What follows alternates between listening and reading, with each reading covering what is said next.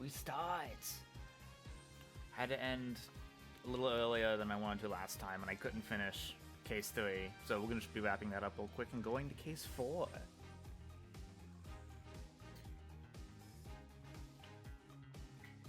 Because, fuck it, I do what I want. We ball.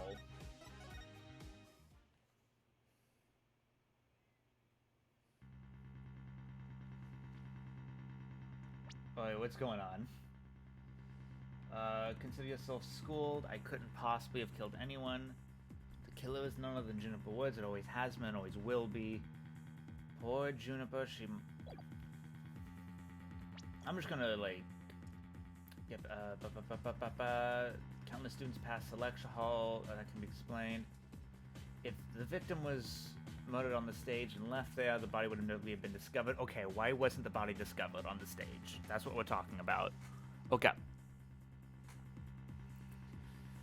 Consider yourself schooled. I couldn't possibly have killed anyone. The killer is none other than Juniper Woods.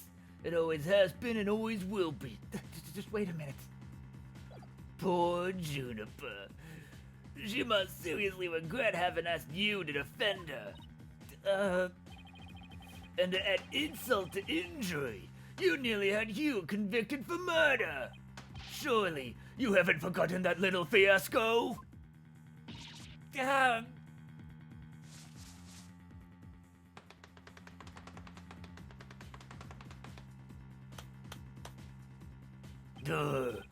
Not only did you fail to defend your client, you also raised false charges against your friend. You have no right to call yourself a lawyer.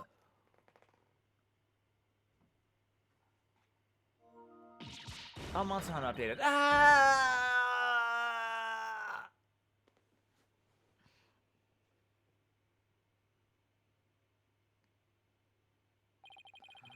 But if the trial proceeds in the same manner and ends in the same way as the mock trial, would you not lose everything you've worked so hard to gain?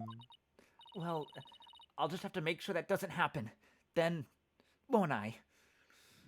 I'll make sure that doesn't happen then, won't I? Don't tell me I failed once again.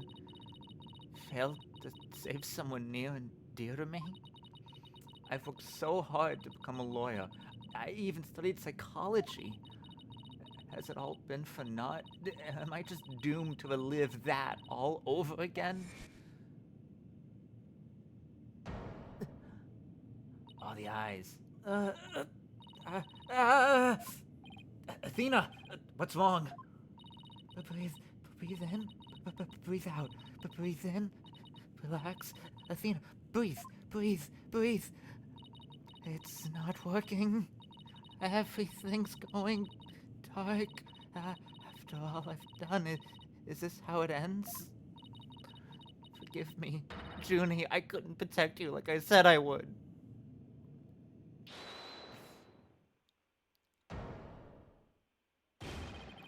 You leave Athena alone, man! She's the one who saved me! It was because of Athena that I could stop hiding and start living my life as a girl again. And she saved the friendship between Hugh, Juniper, and I. I think you're an awesome lawyer, Athena. One of the best. But I raised false charges against Hugh, and that's not all. I've done some seriously unforgivable things, and... Hey, what's the big deal? False charges are nothing to be scared of. And I'm not even mad at you. I should really be thanking you. You used legitimate means to expose my wrongdoings and give me a chance to re-examine what's important. But what does it matter if I can't save Juniper? I mean, the whole reason I've come so far is... It's not over yet. Athena...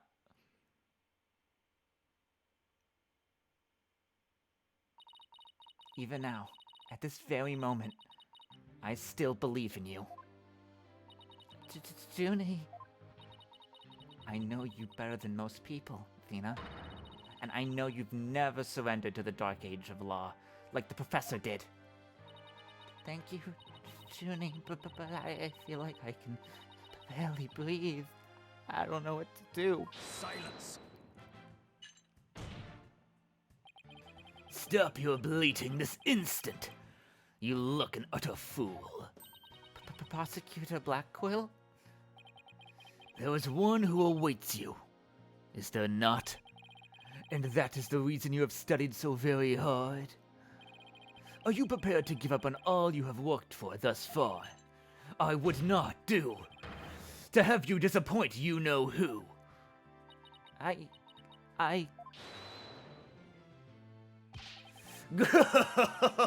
You're wasting your time. You have nothing on me. No evidence or anything else to establish my guilt. Ugh. You are helpless before the might of lawyers, for whom the end justifies the means. Don't worry, Athena. You're doing fine. The truth will always win against people like him. But Apollo, what am I supposed to do now? Listen, all you have to do is take a deep breath and look back over the entire case. If there's the truth to be found, there always is. You're sure to find it. Now, let me see you smile. Remember what Mr. Wright said? The worst of times when lawyers have to force their biggest smiles.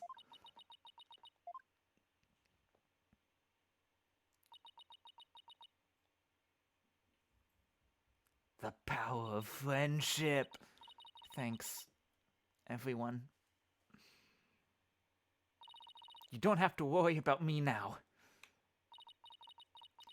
The worst of times are when lawyers have to force their biggest smiles. Athena Sykes is psyched and ready to rock. Prepare for your utter defeat. Oh, okay. Professor Cordy was killed in the art room. She was killed right where the body was found. We know because there wasn't any time to move the body there from somewhere else. That means the body had to have been hidden somewhere on stage until it was found. Let's think along these lines and see where it takes us. First up, when did Professor Means remove the body from its hiding place? Well, let's see. What was he doing right before the body was discovered? He was using the span of time his fake alibi created to move the body to where it would have been more easily spotted. Therefore, the only time Professor Means could have removed the body from its hiding places during the mock trial. It was moved during the mock trial, specifically during the speech, because it was recorded. The body was moved during the speech. Professor Means moved the body to an easily seen location during his long pre-recorded speech. The professor also moved something to the stage that wasn't there before. Specifically, I guess the white statue.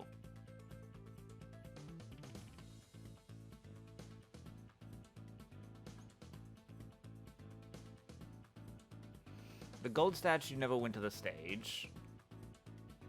And then the body was already there, so the white statue.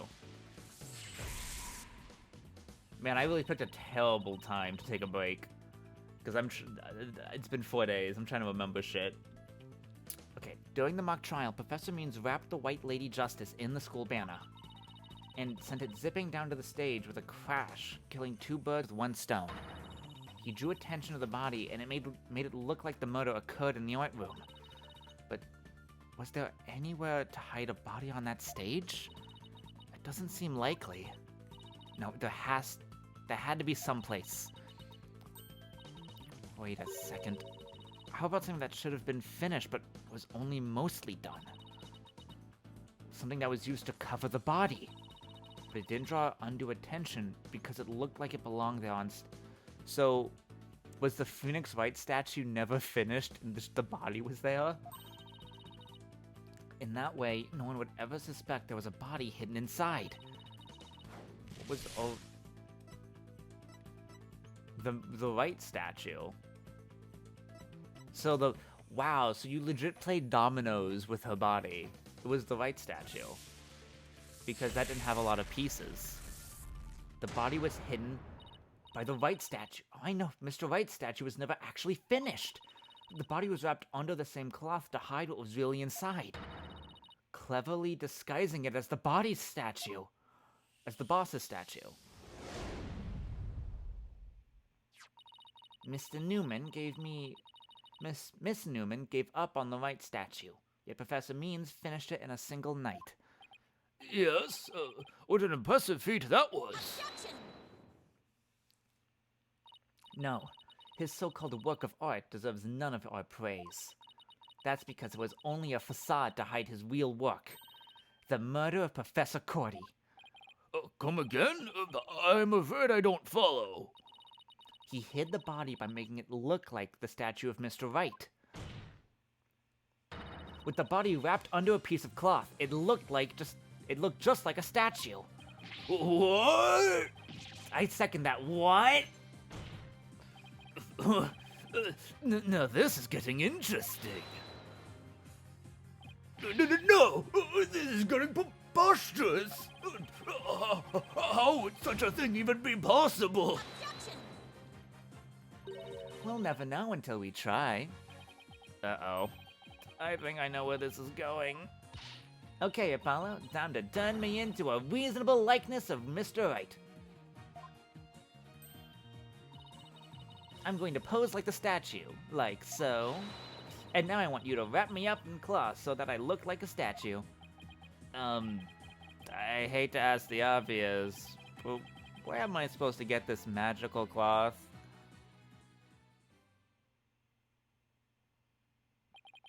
I'm afraid that isn't the right color, Mr. Justice.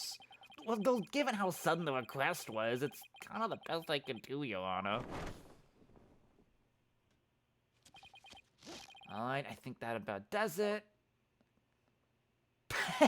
The jet just wrapped her up. Well, what do you think of here? Do you think a statue of Mr. Wright or what? Looks like some random person to me. Want the statue a pair of busts? Phoenix Wright has that spiky hair on the back of his head. Forget about the hair. The face of head is way bigger than the average person's anyway. You gotta hand it to me for trying. Anyway, wait, that's it, the hands! And her hands are raised over her head, and there are dark bruises around her wrists. Yeah, the professor was probably tied up with something. The marks on her wrist indicated she'd been tied up. Apollo, turn off your new toys. We're not into this kind of thing, are you? What? No! Besides, it was your idea. Just tell me how to tie your hands already. Professor Cody's wrists are tied together, and I can't help but think that's related. How should I arrange myself to match the shape I want, given a hand was tied?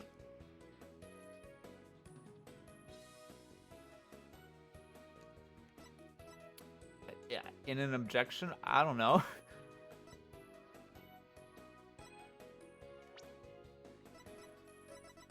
Is there a picture? No, I can't access the picture.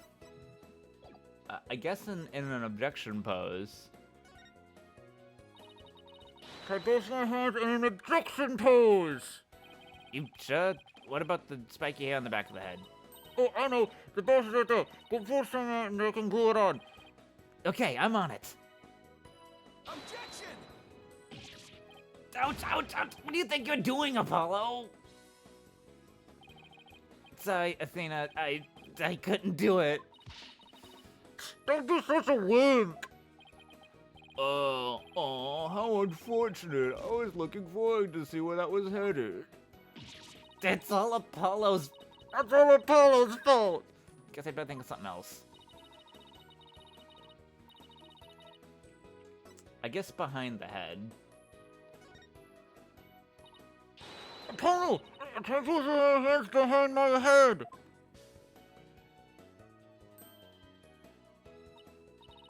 See? This makes it possible to fake the spikes on the back of Mr. Wright's head.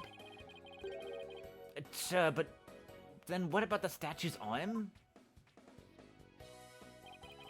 With both arms behind your head, you can't exactly complete the pose.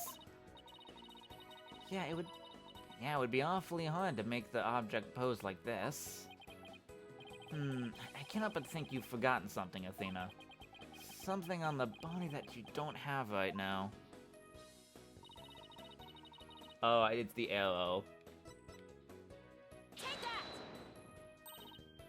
Oh, right! There was an arrow sticking out of her side. Okay, Apollo, take that and plunge it right into my side. What, are you crazy? Fine, then go get some ducks. Fine, then go get some duct tape. Rapido, schnell! Alright, I don't need to know other languages to know bossy when I hear it.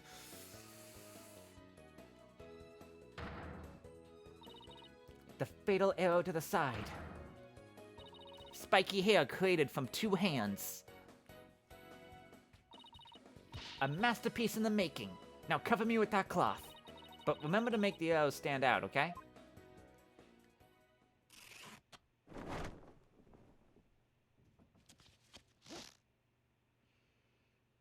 This is so dumb. Mommy, the arm's too short. Remember your indoor voice, dear. Nobody's buying it. The arrow's nowhere near long enough. What else could he use for the iron? Still won't give up, eh? I must commend you, if only for your spirit and determination. Of course she's not giving up. After all she's put me through, she owes me an explanation, and one that makes sense. Now, disappoint me again and the penalty will be doubly painful. Well, I only got one life to lose anyway. Yikes, I guess I better get it right this time. Think, Athena, think. Professor Cody was murdered when she stopped by the stage to see Professor Means. And if it wasn't premeditated, it must have used something close at hand to his little ruse. Apollo, show me those stage setup photos again. Wait, sorry. Apollo, show me those stage setup photos again. Like, right now? Okay, hold on. Please be in the photo. It just has to be. The arm on Mr. Wright's statue is really this right here. Oh. This I think I saw in the guide yesterday, but this makes sense. Take that! Got it. I know what he used for the arm on the statue of Mr. Wright. This is absurd! There is no such thing in this photo. Don't play dumb with me, Professor. It's the staff you have right there. This is staff. This is the spear of a great legal warrior. Whatever, just hurry up and lend it to me.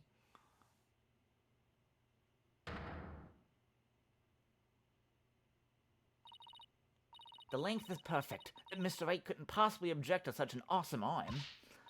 Okay, go for it, Apollo. Sure, I'll give you an arm a hand. Cloth and binding coming right up. Don't get too excited, Apollo.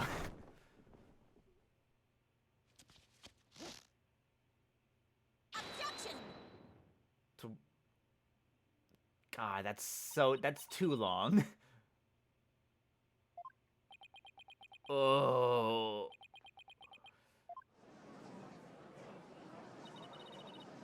It's Phoenix Wright, look! Look, it's the famous lawyer! That's definitely him. I know that pose anywhere. That arm is way too long, guys. That's like a missed god. We did it! Didn't we?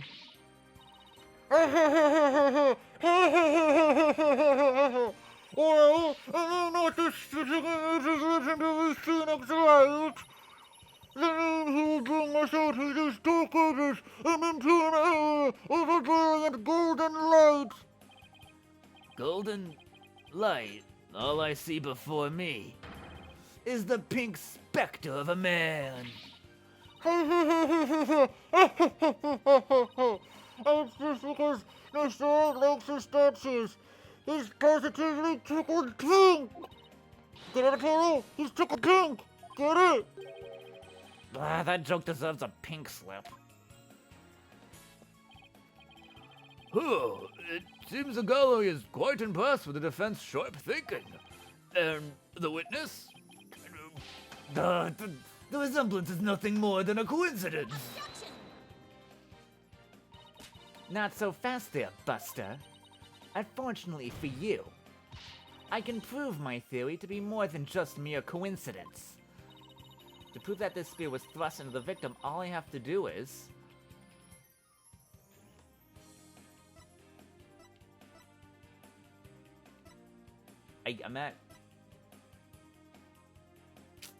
I'm on my last life. I think it's this one.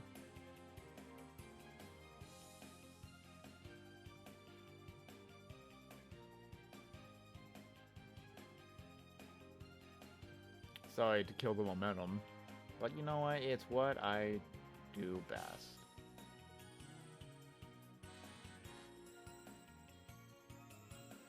Okay. It actually sets the spear for blood. I imagine you would have gotten rid of all the blood.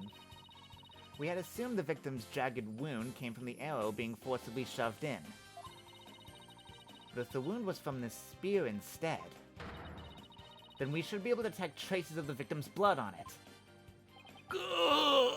God, Your Honor, my voices, if you will, by any means possible. What if I get rid of my spear? Wait, what if I burn it?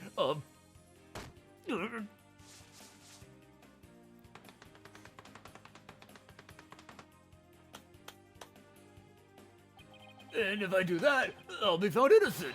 Yes, I'm innocent, I tell you. Objection! Surely you don't expect us to take lectures from you now. Now, I ask you in the gallery. Help me decide the professor's fate. Bathroom detail. Retake bar exam. 30% salary cut. Dismissal.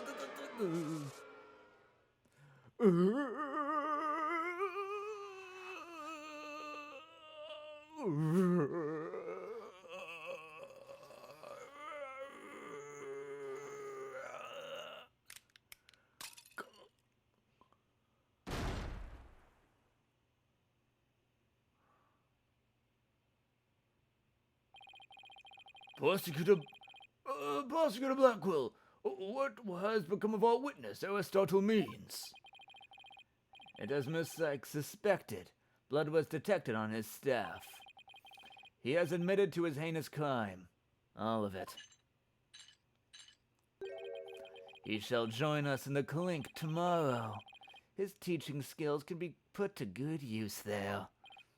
Great, don't teach felons that the end justifies the means. So much for rehabilitation. Can I ask what the professor's motive was? I could barely make out a word he said on account of it on his shattered teeth. One of Blackwell's fellow inmates was once a surgeon. Why not a former dentist, too? I eventually had him put pen to paper. It turns out Professor Means was the one taking bribes. The victim had suspected him after a report from the class snitch. That led her to question him at length the day of the killing, right there on that stage. The results? The heinous crime that was brought before this court. The fool, like Newman, had come to know of the script's contents via the victim's notes. It seems he came up with a plan to stab the victim with her own awl in order to make the killing look like the one in the script, and thus frame the defendant. But this scrap of paper with Hugh's name had the same mark as Professor Cordy's planner. Yes, about that. Those planners are bestowed upon all students graduating on top of their class. Really? So then... Indeed, once upon a time, Professor Means was also awarded the same notebook. The handwriting is being analyzed now, but like as not, the scrap belonged to him. This too was evidence of the bribery scheme that the victim had obtained. Known that Constance Cordy was clean, and the only Aristotle means took the bribes. Oh, to think a professor would murder a colleague and then try to pin it on a student. If this is the dark age of the law, then we can only hope a brighter future awaits. And the first step is to hand down my verdict for a promising young lady. This court finds the defendant, Juniper Woods.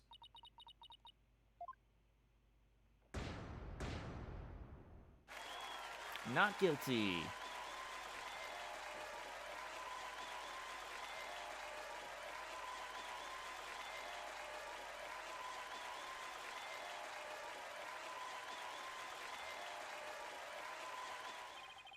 I wish you all the best on your road to becoming a courtroom judge. We will need you, young people like you, if we ever hope to restore the law to its former glory. Yes, Your Honor. I'll work as hard as I can. Maybe one day, I'll be able to work with you all to make a difference. Proudly serve Miss Cordy's memory. Do not let her death be in vain.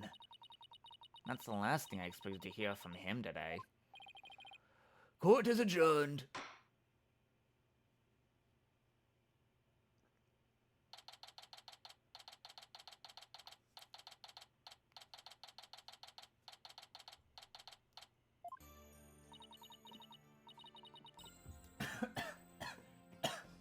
Okay.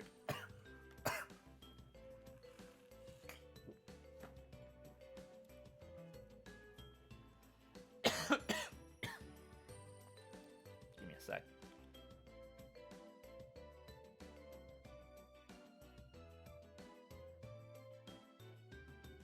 I'm not dead. Cool. Dies on stream.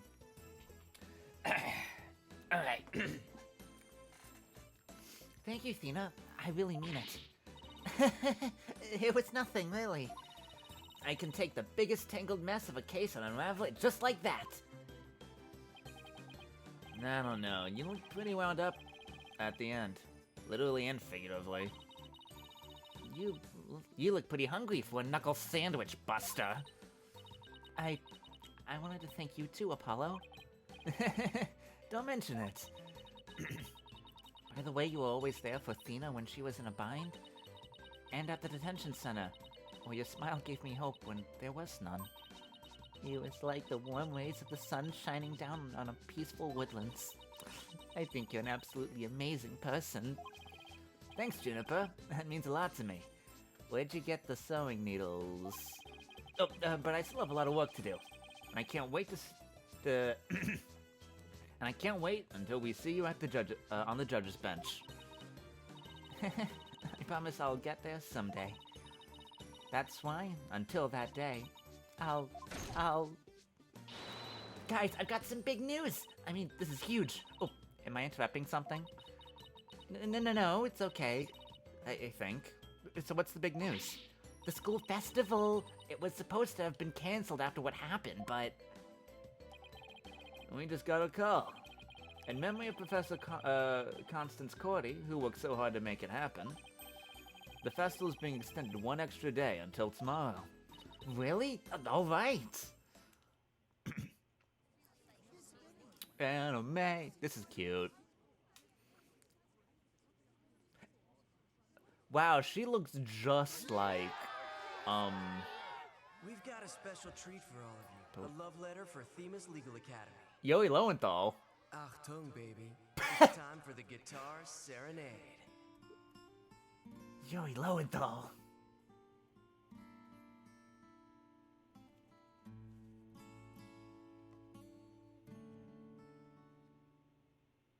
Cute.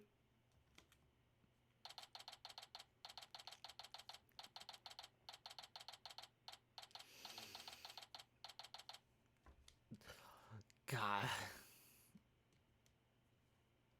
Joey Lowenthal is going, Actung, baby. So hilarious. Wow, that was so much fun. School festivals are amazing. I think you and Robin are getting a little carried away. Ah, your singing voice, Juniper.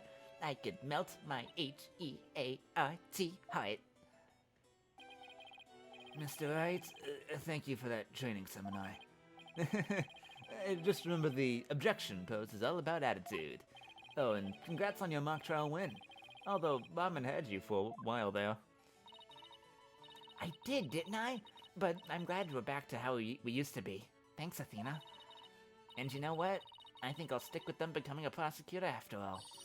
I'm gonna make up for my mock trial loss by winning the my mock trial loss by winning the real deals in court.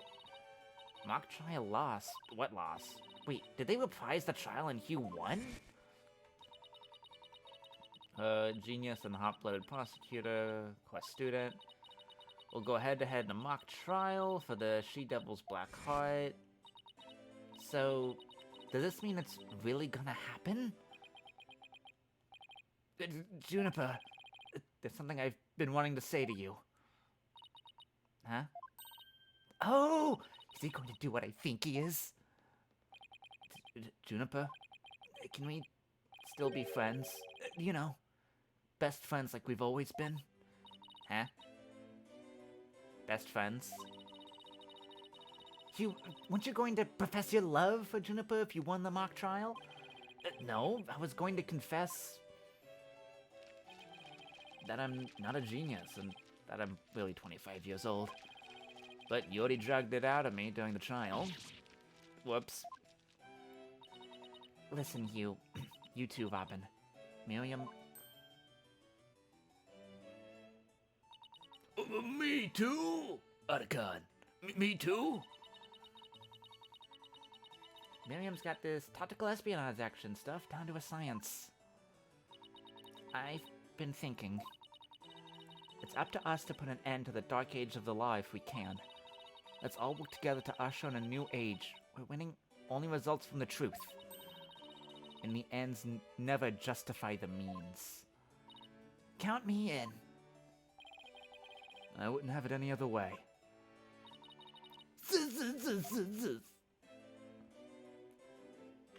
I'm not gonna say yes, I'm just gonna laugh.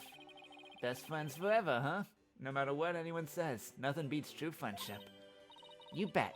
And what about your BFF, Apollo? Aren't you a bit old to be using that word? But yeah, he's the best friend of a guy he's the best friend a guy could have.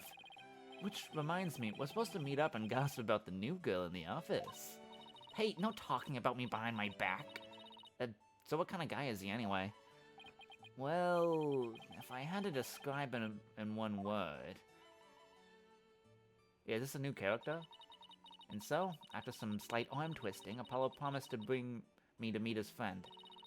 Unfortunately, that promise was never meant to be fulfilled. Oh, did he die? For not long after, their friendship was mercilessly severed by fate. And the bonds between us began to fray and unravel as well. Sorry, but I'll be taking a leave of absence. Even now, those words continue to ring in my ears. The discord in our ever cheerful Apollo's voice made him sound so cold and distant. Why, Apollo? Why? Why would you leave us all behind?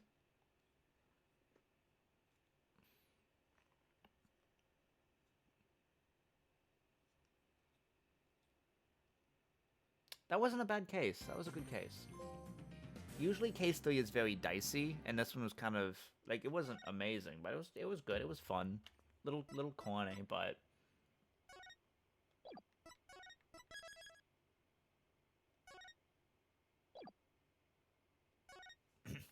keep going. Alright, now finally back to the present. Wait, what? The courtroom bombing incident. A terrible attack launched by the will of a madman. That incident perfectly symbolized the state of the legal world in this dark age of the law.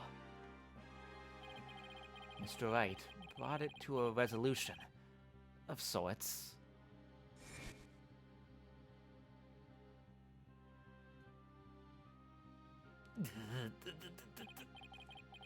Ted Tonate was discovered to be the one responsible for the bombing. If only it were that simple. Somehow, I can't help but Apollo, I can't help but think that there's a dark influence at work. One that's lurking in the shadows, waiting. That's why I want to review the trial that was taking place when the bombing occurred.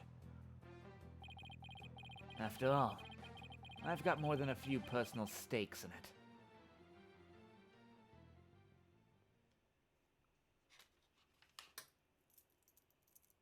Did his friend die? Who's this new character who's apparently Apollo's best friend?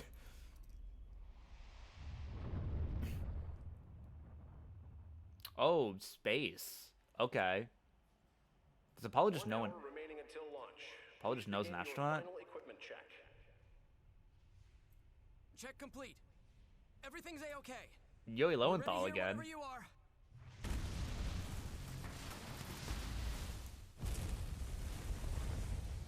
Come in at 2. Come in. Do you copy?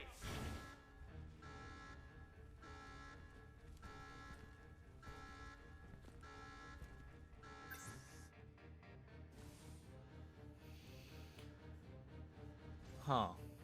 Okay. Dead. Oh shit. He really is dead. I mean, of course he is, but oh shit. Someone killed someone.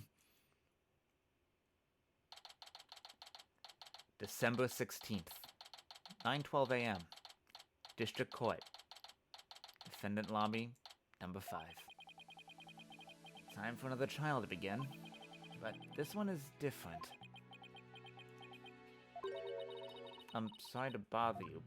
Sorry to bother you, but... Are you alright, Apollo? Why am I making such a scary face just now? Oh, hi, Juniper. Yes, I'm fine. I was just doing some Chords of Steel exercises. Now I'm all ready to go. Yes, knowing you, I'm sure you'll be just fine.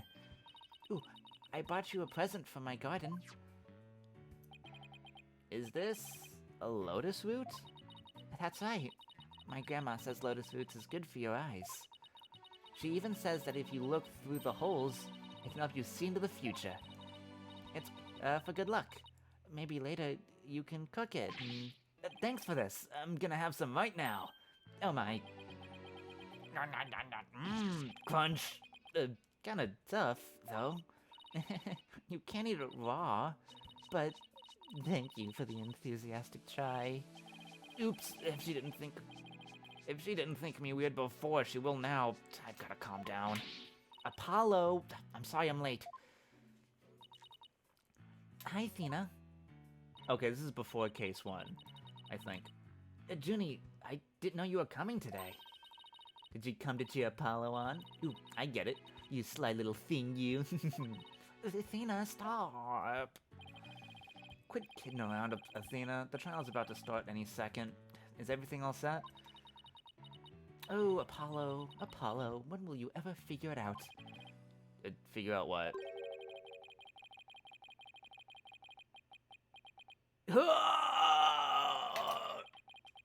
Oh, that's a long sigh. Wow, that was the longest sigh I've ever heard.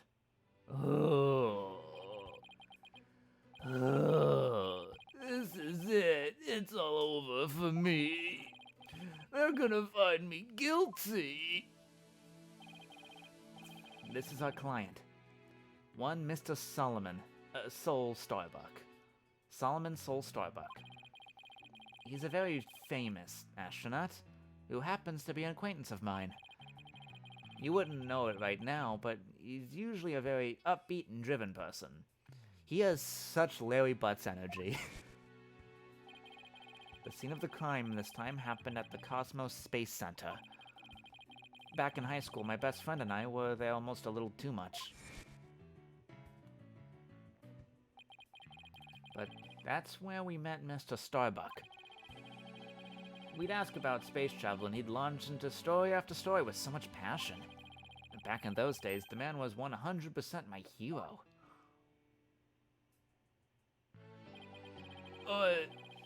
Are you sure you're okay with being my lawyer, Apollo? Of course I'm sure. I know you, Mr. Starbuck. I know you're not the type to commit murder.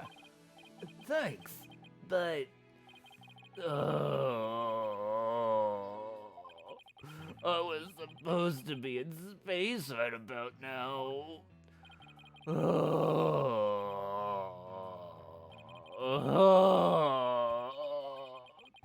He's so depressed. It almost seems like an act. The launch getting called off must have been a huge shock. I'll probably never get the chance to go into space again. Don't say that. Don't stop believing. Besides, you just have to go into space again. Yeah, I don't think I could face Clay in the afterlife if I just rotted away in a cell. Wow! Hell, that's the most anime-ass pro tech I've ever goddamn seen. Excuse me. Clay Taryn, I can't believe he was murdered. I mean, he was such a promising young astronaut under your command. Yeah, he was such a good guy. Always there to pick me up when I was down. No one loved life as much as him, that's for sure. He always was so full of energy, telling me, "You're fine, Mr. Starbuck."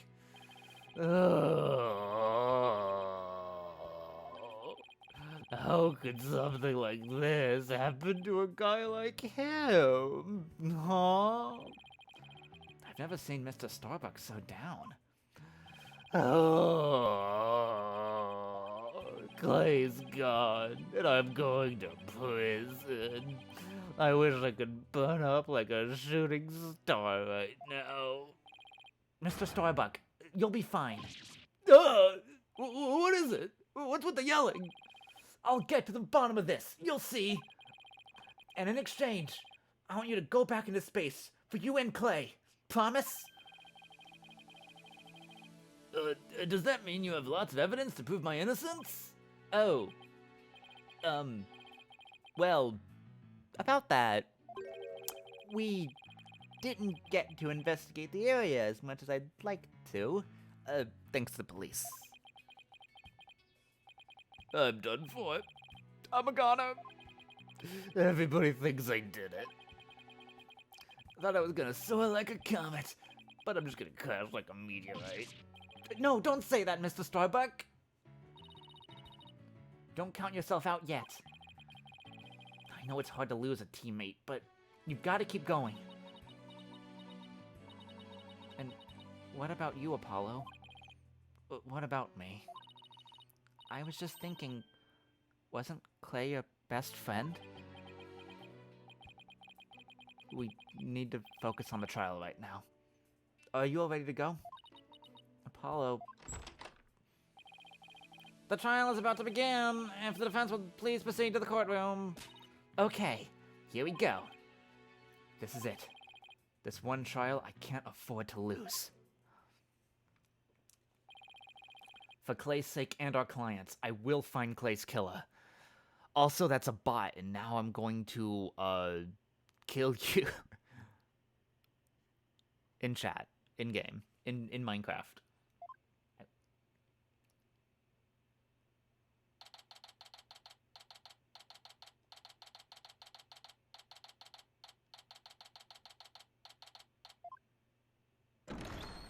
Okay, just chopping right in. Court is now in session. Wait, he already has the eye patch? Court is now in session for the trial of Solomon Starbuck. How did you... Did the explosion already... I thought this was before the explosion. Okay. Interesting. The defense is ready, Your Honor. Excuse me, Mr. Justice. Yes, Your Honor? What happened to your eye? I'm fine. The defense is ready, Your Honor. Are you sure? I don't, I'm fine, Your Honor. The defense is ready. Oh. I'm sorry, Your Honor. He's been like this since yesterday. He keeps insisting it's just a sty. Oh, I suppose it's something he doesn't want to discuss. Maybe he's entering a touchy age. Very well. The prosecution? The prosecution appears to be ready as well. Silence. Oh.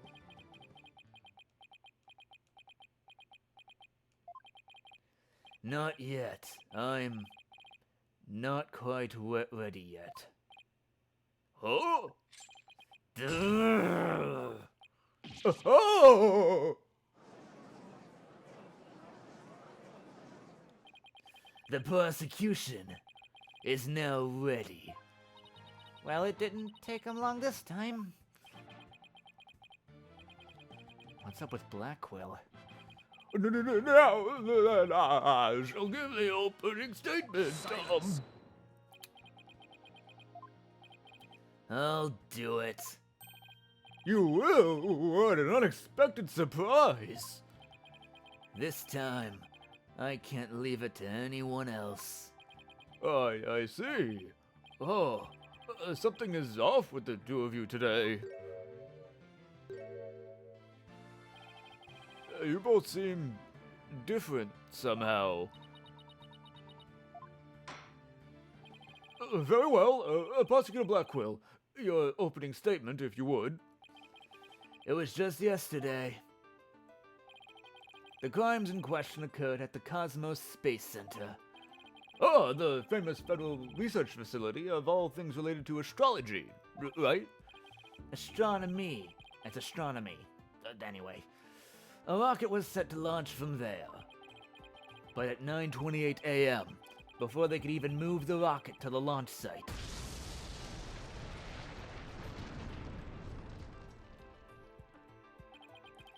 two explosive devices were detonated, and the launch was cancelled. My word, 2 bombs? How dreadful. The defendant in today's trial is charged with both the bombing and with the murder. One Mr. Solomon Starbuck. But for whatever inane reason, he detonated a bomb on the rocket he himself would be in. Solomon Starbuck, I recognize that name. Isn't he the famous, that famous astronaut? Correct, Your Boldness. Mr. Starbuck was the pilot of the Hat 1 rocket 7 years ago. As you may recall, despite some interstellar trouble, his mission was a success. Some say it was a miracle he returned alive. I suppose you could say he's a living legend. Oh, I remember now. He's become something of an international celebrity, right? They even turned that incident into a movie and everything. We've got a real space pioneer in court today. But even heroes tumble from their lofty heights. Returning to the subject at hand. Oh yes, the victim was one Mr. Clay Taryn, a subordinate of the defendant. Indeed, a loyal disciple brutally stabbed to death by his mentor. Stabbed to death, you say? Oh, you mean his death wasn't a result of the bombing? Correct. Despite his lofty dreams, the victim was seen as an interloper by the defendant. And so, he was not sent into space, but to the universe which we mortals cannot see. Clay. I think I've heard enough. The case seems pretty clear-cut at this point. However, there is one thing I'm curious about. That metal box next to the witness stand.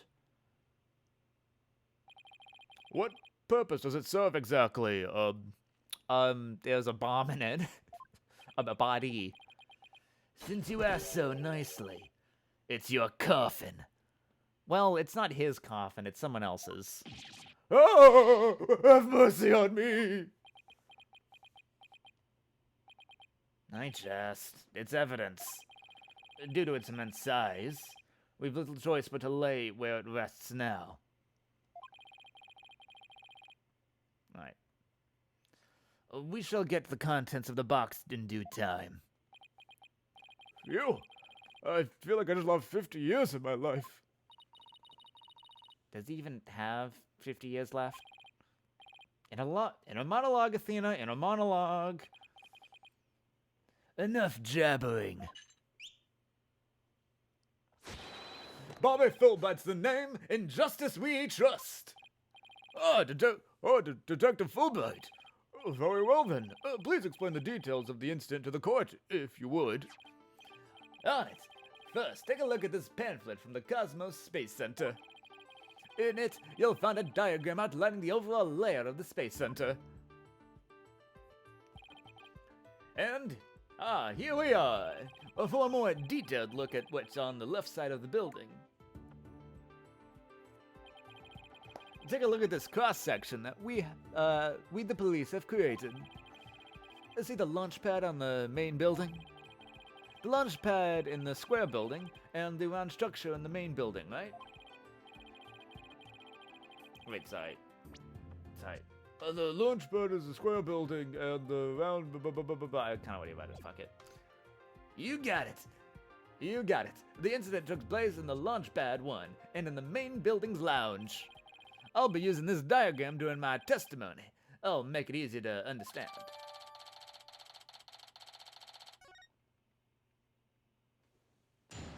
Witness testimony. Just before the rocket was set to launch, 2 bombs were set off. Boom, boom! On the second floor of the Space Center main building, and 1 in the launch pad 1. Thankfully, only the 2 astronauts were in the launch pad 1 at the time. The 2 of them managed to make it back as far as the boarding lounge. But after the escape, the one of the 2 was found stabbed to death. Oh, a murder on top of a bombing. Detective, the victim was already dead by the time you arrived at the lounge, correct? Yep. Thinking he'd sabotage the bombing, the defendant killed him right there on the rocket. Just look at this tragic photo! Oh my, is that a knife in the victim's chest? Yes, Your Honor. It's the knife that cruelly ended this young man's dreams. We couldn't get any prints off of it, though, because the defendant was in his spacesuit.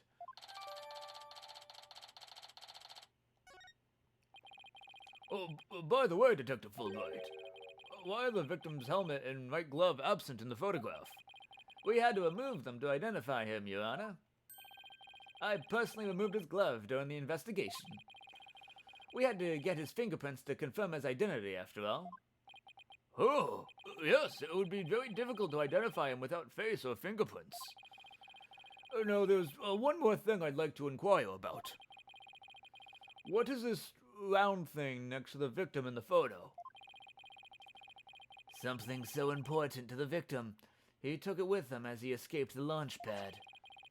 A capsule that apparently contains asteroid samples. Well, obviously valuable for research purposes. It has no relation to this case. Oh, I see.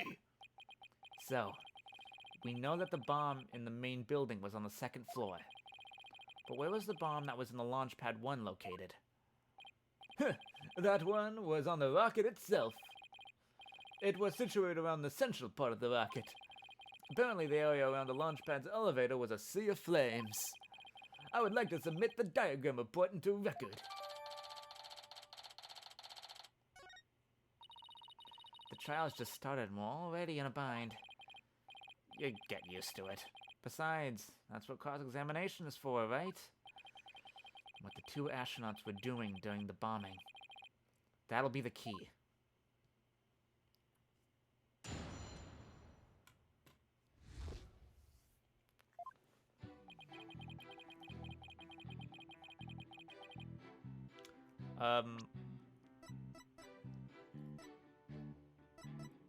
I don't have a lot of evidence, so I'm just gonna press. Hold it! How powerful were the explosives? Well, the one in the main building wasn't strong enough to bring the place down. But the room it went off into was burned black. Thankfully, nobody was hurt. Due in large part, of course, to me stepping up to lead the evacuation. Wait, what were you doing in there in the first place, Detective Fulbright? I'm Baba Fulbright, hero of justice. I'll be there whenever and wherever people need my help. I'll go to the other side of the world, or even the edge of the universe. I'm sure he knows how far that actually is. I'm not sure he knows. But I guess I'll leave that one alone. Honorable decision, Justice Dono. What do you decide? Anyway, could you describe what it was like at the Space Center at the time? The bomb cut the power to the central bank of elevators in the third floor lounge. It was pitch black in there, I tell you. However, the security cameras and whatnot were running an emergency backup. How did the evacuation go? I immediately and heroically whisked people down to the Space Center's basement shelter. To the basement shelter? Yes, there's an emergency shelter beneath the Space Center. An emergency shelter, huh? Oh, here it is. It's at the bottom of the diagram.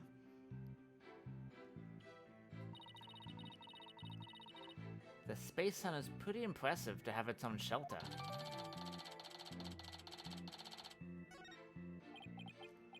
Huh.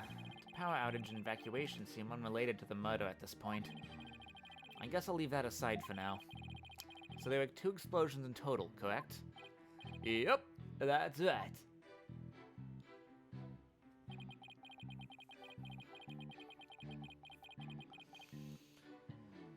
Hold it! Let me get this straight. Mr. Starbuck rigged a rocket he was going to board with explosives? Huh? What are you talking about? If the defendant really did plant the bomb on his own rocket, he'd get caught in the explosion as well. Oh, I hadn't thought of that. Huh.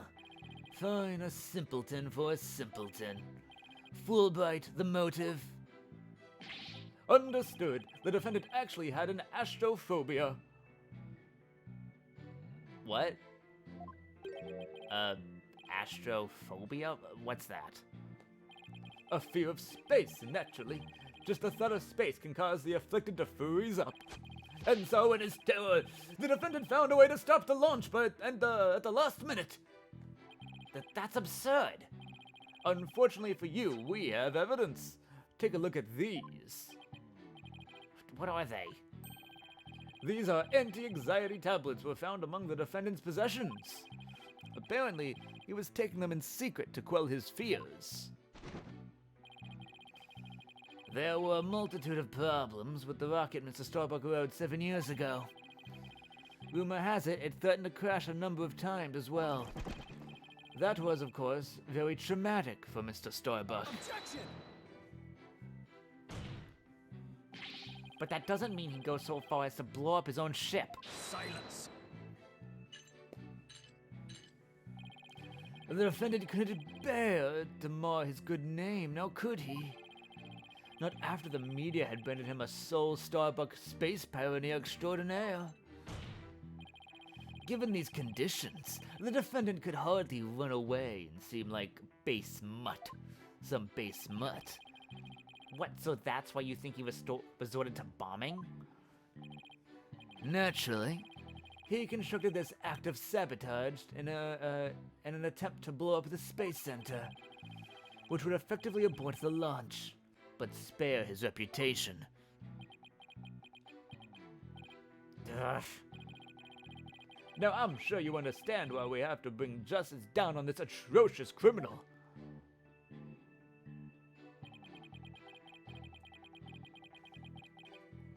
Hold it!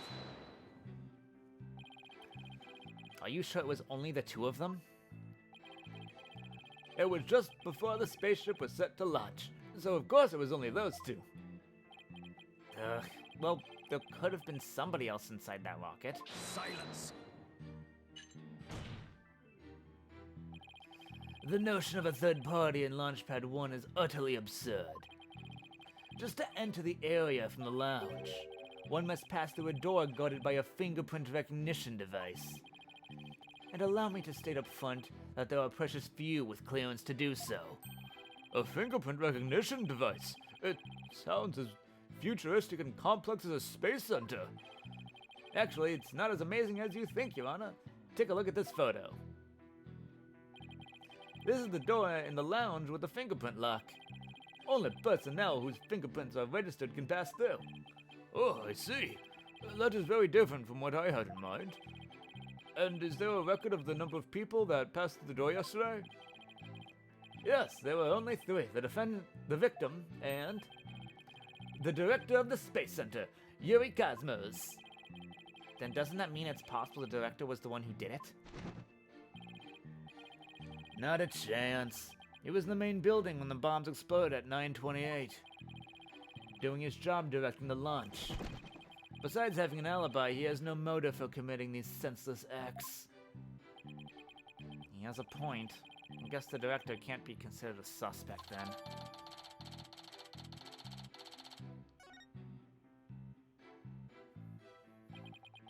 The 2 of them managed to make it back as far as the boarding lounge. So, while it would appear that the pair barely escaped with their lives, in actuality, one of them had already been murdered inside the rocket. That's the angle the prosecution wants to push, correct? You got it. In fact, that's what I've been trying to say this whole time.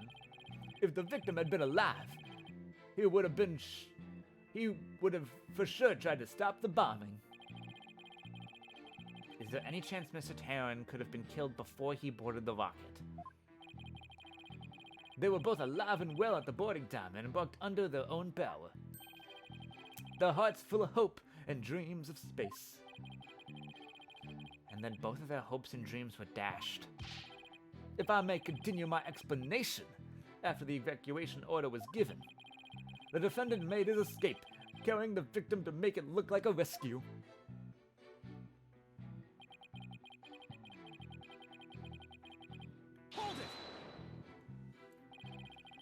And who was the first to find the victim? Actually, there were 2 of them. The Space Center director, Yuri Cosmos, and Detective Candace Arm, who is dead now. One of them was a detective. Yep, Detective Arms specializes in bombings, you see.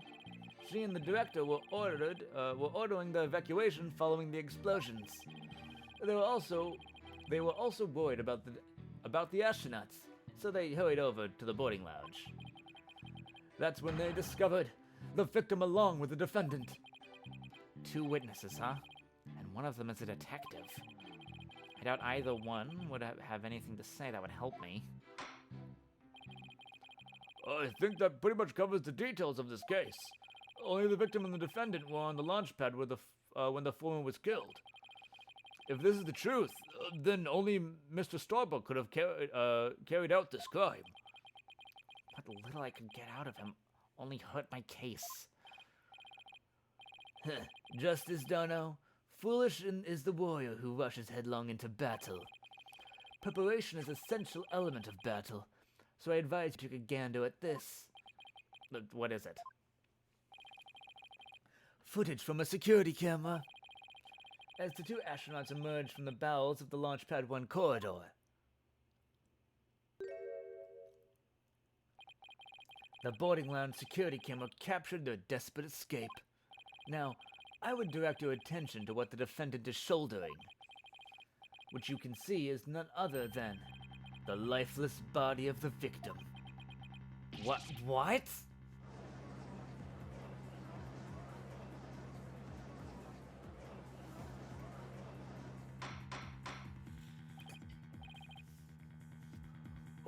Order, I say. This lines up exactly with what the prosecution has been asserting. I should have known Blackwell would have something like this ready.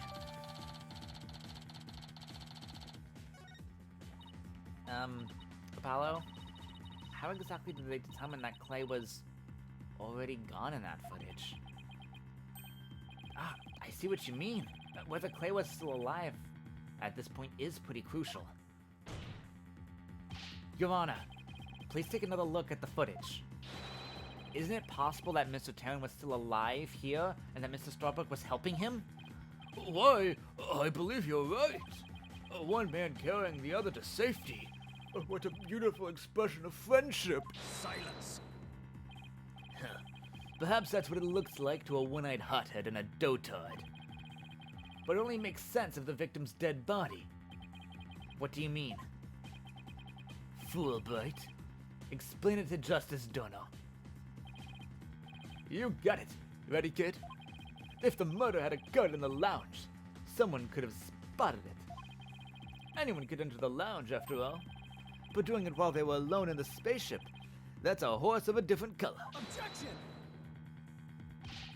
But you can't deny that there's a possibility the murder could have happened in the lounge. All that video shows is a man helping his fellow astronaut out. Silence. Your assertion is based on emotion. It's based on your belief that Mr. Starbuck would surely help his own disciple. But you have no logical explanation as to why the victim could still be alive. Duh. Unfortunately, Mr. Justice, the prosecution is right. Your argument is lacking in sound logic. But it sounded perfect logic to me. Well, Mr. Justice, if you have no further objections, I believe it's time to bring this cross-examination to a close. Objections? Well,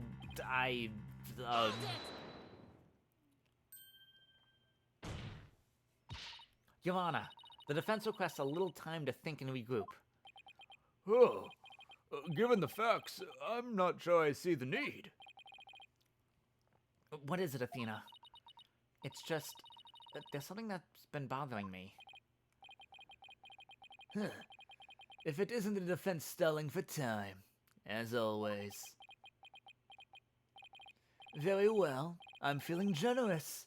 You may have a small measure of time. Yes. You have 5 seconds.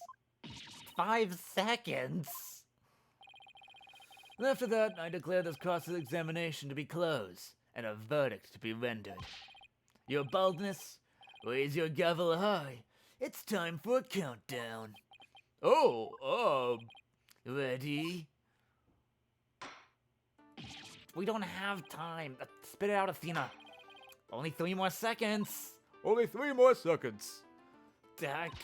Look, I don't think the prosecution's explanation is very complete. Meaning there's something missing. Like, they conveniently left it unexplained. Something they didn't explain.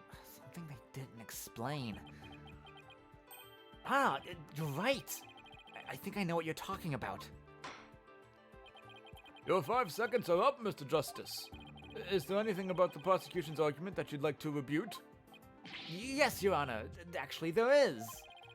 There is something the prosecution has yet to make clear to this court. Oh, well, if you put it that way. What is it that the prosecution has failed to explain? Why the body was moved. That's still, like, why carry the dead body. They have failed to explain why Mr. Starbuck would bother bringing the body back at all. If the defendant wanted to kill the victim, why didn't he just leave the body in the rocket? Why go through the trouble of bringing him all the way back to the boarding lounge? Oh, that's true. I don't think we've heard the prosecution's thought on that yet. That's because they have none, Your Honor. After all, how does one explain something so illogical? The prosecution is claiming that the defendant moved the victim's dead body. But what if the entire premise of that argument is wrong? Then let's hear your theory, Mr. Justice. The defense proposes that the defendant didn't kill the victim. He was helping him. Gah! Fulbright, explain it for our sad friend here before I nod off on to his monotone monologue. Inform him exactly why Space Boy moved the victim. Huh? They've gotta be joking. It's simple. Mr. Starbuck did what he did to direct suspicion away from himself. He wanted to create the impression he was heroically risking his life to save his partner. That's why he made sure to make it to the security camera so there'd be a record. At the very least, He appears to have achieved success with you and the old man. One man carrying the other to safety. What a beautiful expression of friendship. The average person wearing a spacesuit weighs easily over 200 pounds. Saving the life of a partner who weighs as much while trying to escape deadly flames. What a dramatic sob story fit for the silver screen. Indeed, I was completely taken in by the humanity of the story. You see, yet the true ending is all that traces of his Yet the true ending is that all traces of his hammy act were meant to be blown up.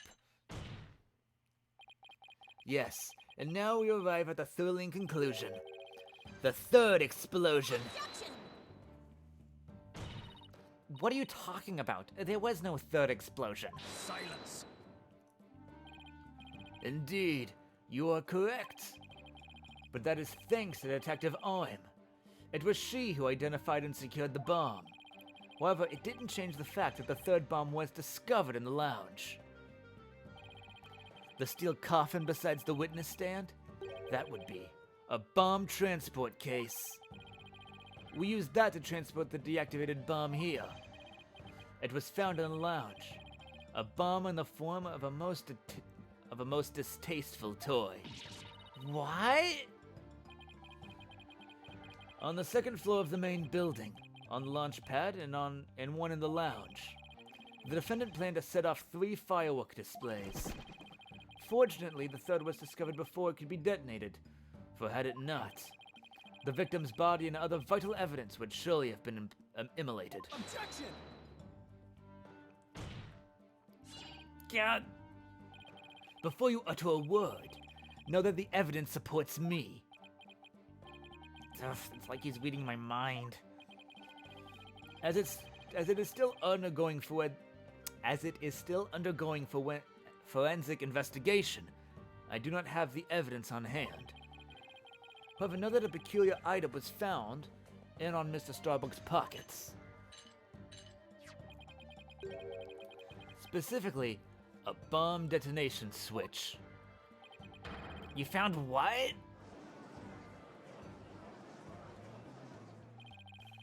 Alright, that was never found, was it? I suspect the defendant had no time to destroy such damning evidence. When the Space Center director and Detective Arms stumbled across the murder, so he thought to hide it in his pocket. Feeble-brained that he is. No, Mr. Starbuck would never do anything like that.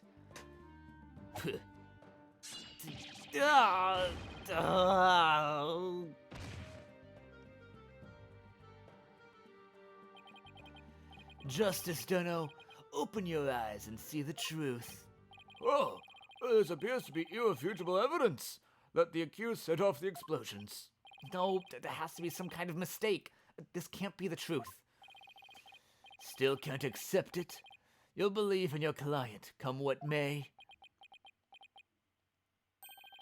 Then why don't you cross-examine the defendant himself? This has got to be a trap. It's like Blackwell's controlling the entire game. Yeah, it seemed like he was waiting for me to bring up the body moving issue. Why do you say that? Because he had just the right argument when I pointed it out. And to really rub it in, he had a decisive piece of evidence up his sleeve, too. He was trying to shake my faith in Mr. Starbuck and break me down. Then, by making you cross-examine Mr. Starbuck, at this point was part of his plan, too? Totally underhanded. But I wouldn't expect anything less from him. Now let us hear from the arch-villain, the fiendish murderer himself, famed astronaut Solomon Starbuck.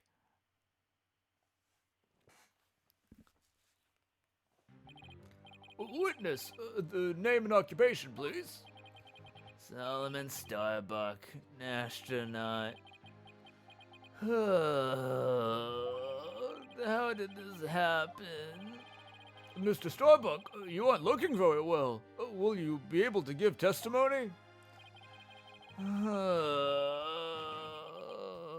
No. Well, unfortunately, no is not an option. You are being accused of the Space Center bombing and the murder of Clay Terran. Please testify to these allegations.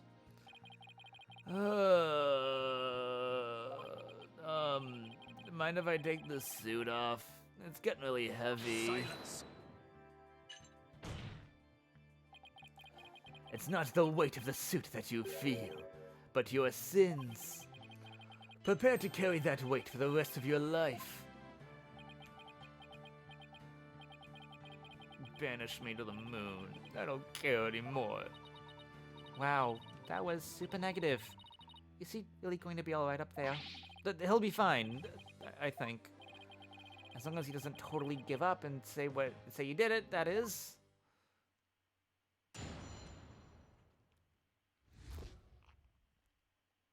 Didn't kill him. All I did was support Clay over my shoulder and get us off that rocket. Like always, I took the elevator down to the middle level and headed to the corridor. Clay had passed out by the time he got, by the time we got order to evacuate. Clay had passed out by the time we got the order to evacuate. I didn't kill Clay. I was trying to save him. Oh, so you assert you didn't set off the bombs or murder the victim. But I bet you think I'm lying, right? I reserve all judgment until after I've heard your full testimony. I'm sure you don't believe me. I bet you don't even believe I'm an astronaut. I don't think the judge doubts that. Who'd wear a suit like that except an astronaut? Oh, I will say that when I saw you in that movie, you appeared quite courageous, though I suppose reality never quite lives up to the fantasy. That was an actor. Guess I'm a big disappointment. I don't really care about what happens anymore. Oh no, he's completely given up. Huh, what a depressing fellow. If you were to join me in the clink, I imagine that annoying sigh of yours would rub off on the other inmates. Like how it rubbed off on Prosecutor Blackwell a second ago? Huh? That was Blackwell sighing? Mr. Starbuck's testimony contains a glaring contradiction. The question is, what does it mean? Even if Mr. Starbuck is my client, I can't be gun-shy now. It's time to find out the truth.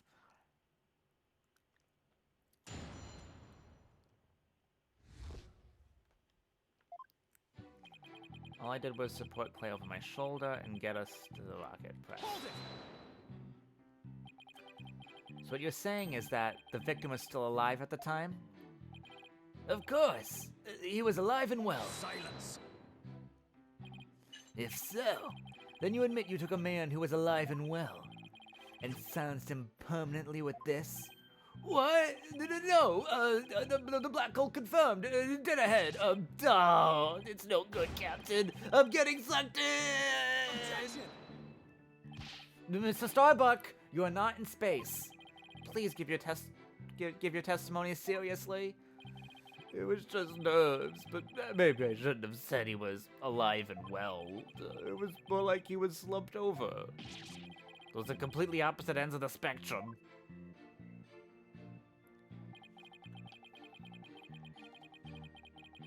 He headed for the corridor. Hold it! Is that the elevator inside the launch pad area?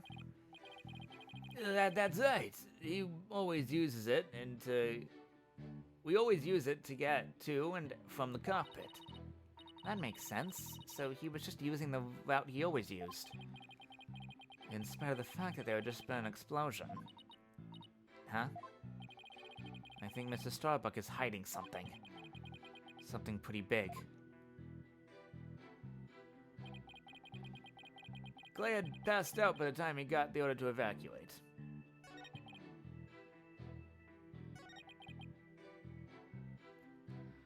Hold it! Passed out? Why was he passed out? Probably because of the explosion. The noise and vibration were incredible. It's little wonder a person would pass out, right? I guess. Not that I'd know. I've been hit by a space debris. The main engine's on fire. It's gonna blow up.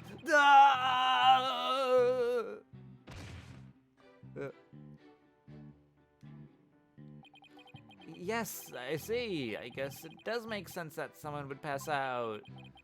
Especially if the person in question is Mr. Starbuck. Anyway,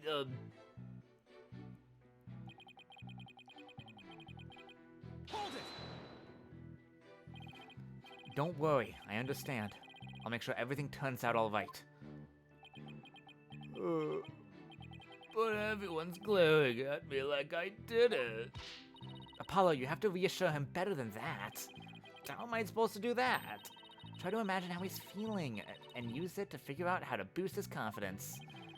Mr. Starbuck, think back to what Clay used to always say. It's times like these when he would repeat, "I'm fine" to himself. I'm fine? Yeah, I guess he did say that a lot. But even if I shout it, Clay will still be dead. What's the use? Can somebody please reassure me now? Apollo, there's something strange about Mr. Starbuck's testimony. Yeah, I was thinking the same thing.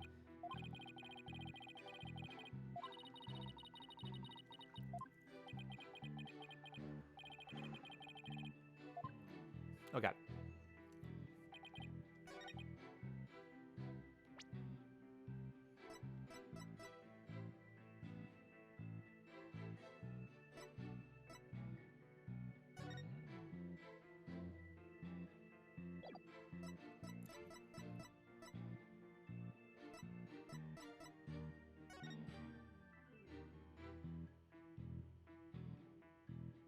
That's not relevant. So what's relevant here? So they said that this is the contradiction. I took the elevators down to the middle level and head to the corridor. Oh right, he would have gone to where the explosion is. Yeah, that would have been on fire. Objection!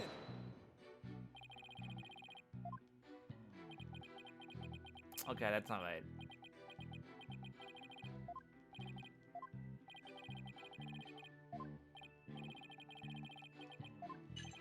Yeah, just penalty me.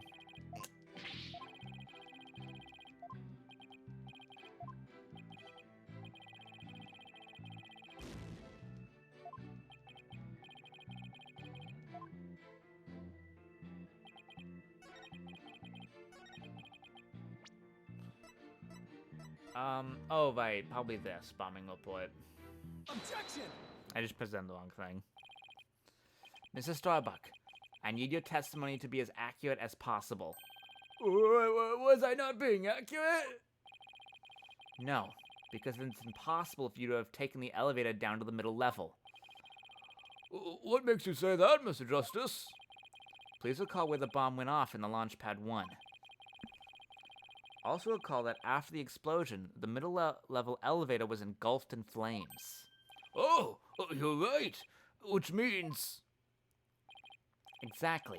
The launch pad's elevator would have been unusable. In other words... Mr. Starbuck, your statement is decidedly inconsistent with the facts. What's with the helmet? Mission command, do you read me? Come in, please! Objection! This is mission command. I order you to pay attention. Stop this nonsense and answer my question, Mr. Starbuck. My helmet! My oxygen tank! Oxygen concentration and body temperature declining. Requesting medical assistance.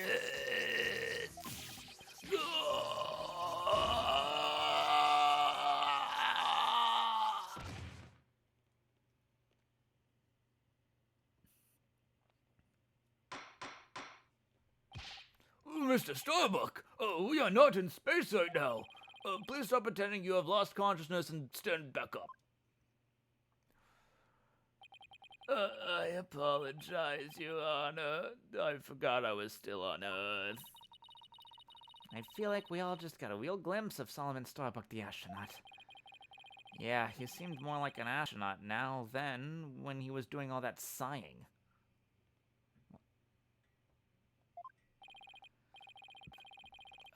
Mr. Starbuck, could you please explain the inconsistency in your statement about how you used the middle level elevator? I was nervous, and I said the wrong thing. I'm sorry. I actually, took a different route, I think. A different route? I hope you're able to deliver a straight story this time. I'll get it right this time. Maybe, no, I mean, probably, Probably? It's understandable to be nervous, but let me remind you, accuracy is paramount in court.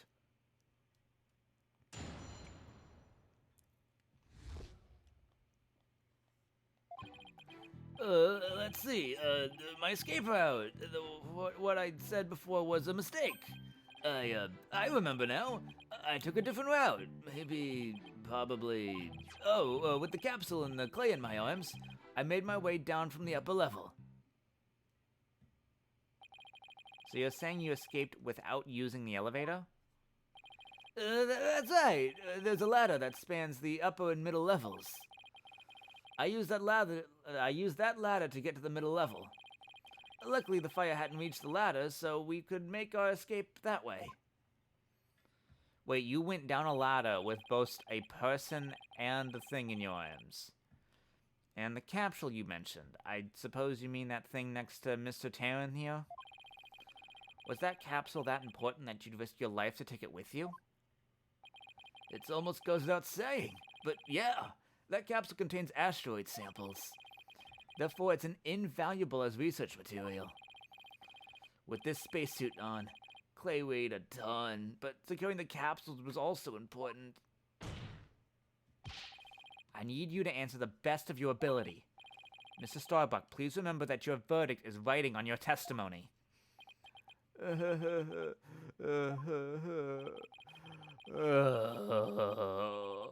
Maybe I am guilty after all. I wonder if you can see the stars in prison, but it's more comfortable than a spaceship.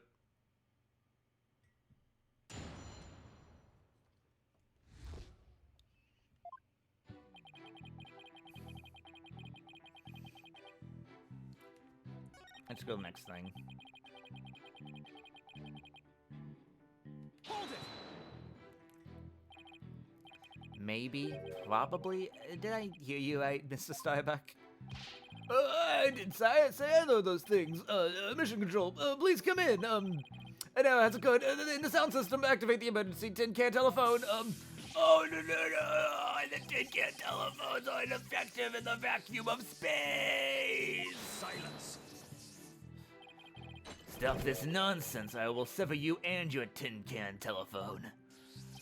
All right, I'm begging you. I'll tell the truth. Just don't sever anything. Apollo, is he going to be alright? I'm starting to think he's not. Let's see. How about when we were running away?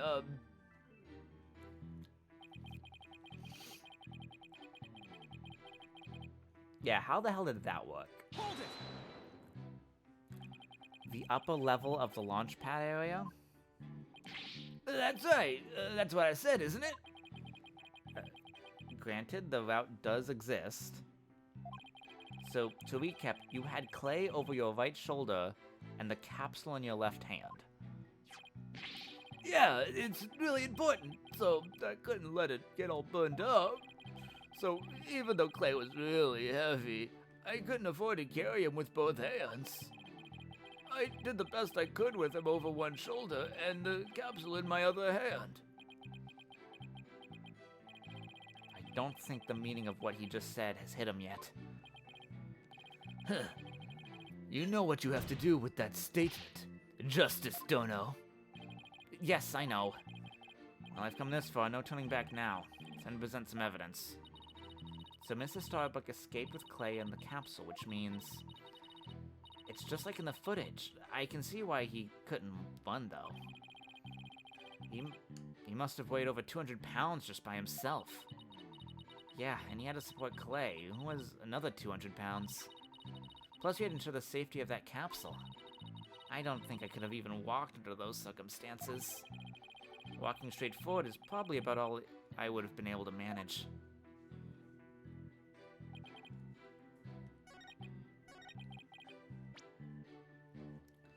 So, yeah, I have to prove how...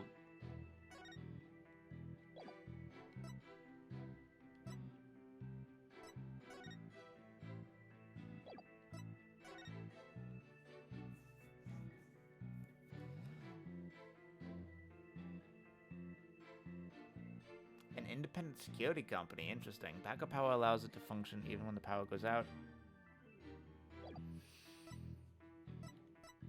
This is the only thing I can think that's relevant, because he didn't have a free hand to open the door. How do you open the door?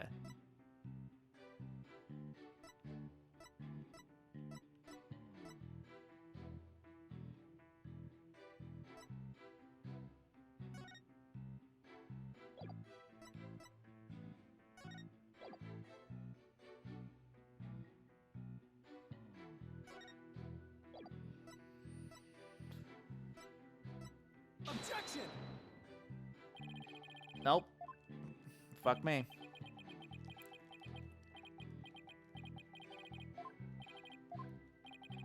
This is kind of too long.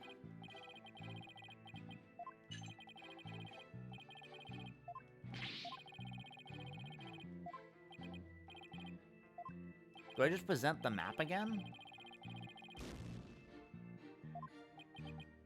Well, not again, but...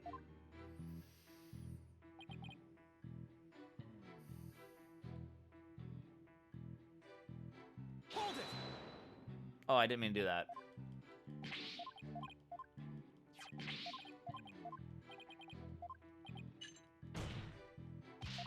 Yeah, I know, this is the statement, that's wrong. Uh-huh, uh-huh.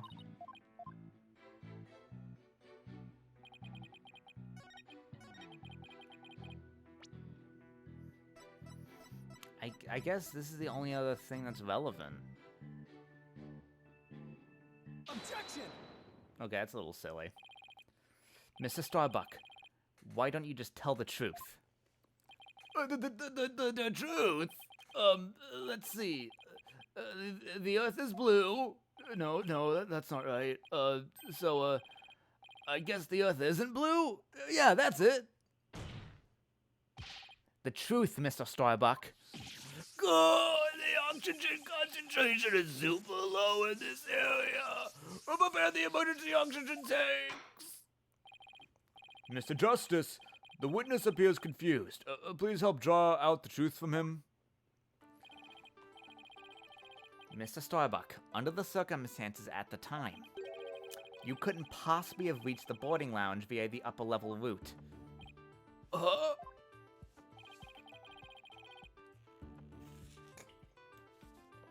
Some water.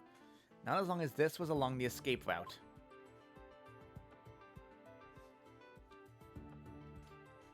I have no idea.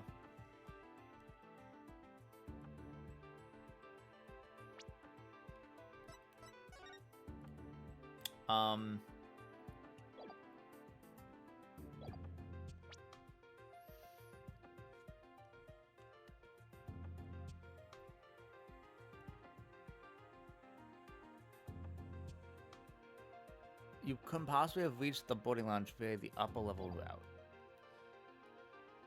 So, I'm so confused.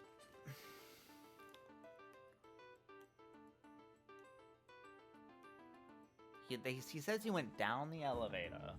Fuck it, I'm looking this up. This is bad.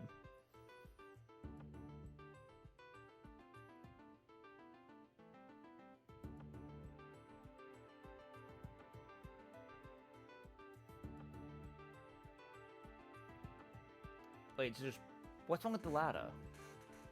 Take that! To get down from the upper to the middle levels where the launch pad 1 corridor is, you'd have to go down the ladder. Isn't that right, Mr. Starbuck? Of course, that was the only way we could escape. Objection! But how would that... Oh, so it is, like, how... This is a... So I already knew that you carrying that stuff down with the ladder is impossible. I think it's kind of dumb how you presented it. Whatever. But how would that work? At the time, you were supporting Mr. Terran over his shoulder, were you not? And remember, he was in a full space gear, as well as putting him over 200 pounds. Well, it's easy on the moon. Gravity is only 1/6 of what it is on Earth. Objection! But the Space Center is located on Earth. Short of being an octopus, climbing a ladder with an adult male in space gear in one arm, while carrying the capsule in your other is impossible, wouldn't you say? So, Mr. Starbuck. How exactly did you climb down that ladder with your arms full? Mr. Starbuck, come clean and tell us the truth now. Engineer! Who is that engineer? Oxygen leak detected due to faulty maintenance. Evacuate immediately! What, he's flying the coop? God, help! I'm caught on the ceiling! Help! Anyone? Bailiff, please prepare the cherry picker. We must launch our rescue mission at once. Well, that's one way to take off while being questioned. I'd rather prove his innocence so we can go to the space again someday, for real.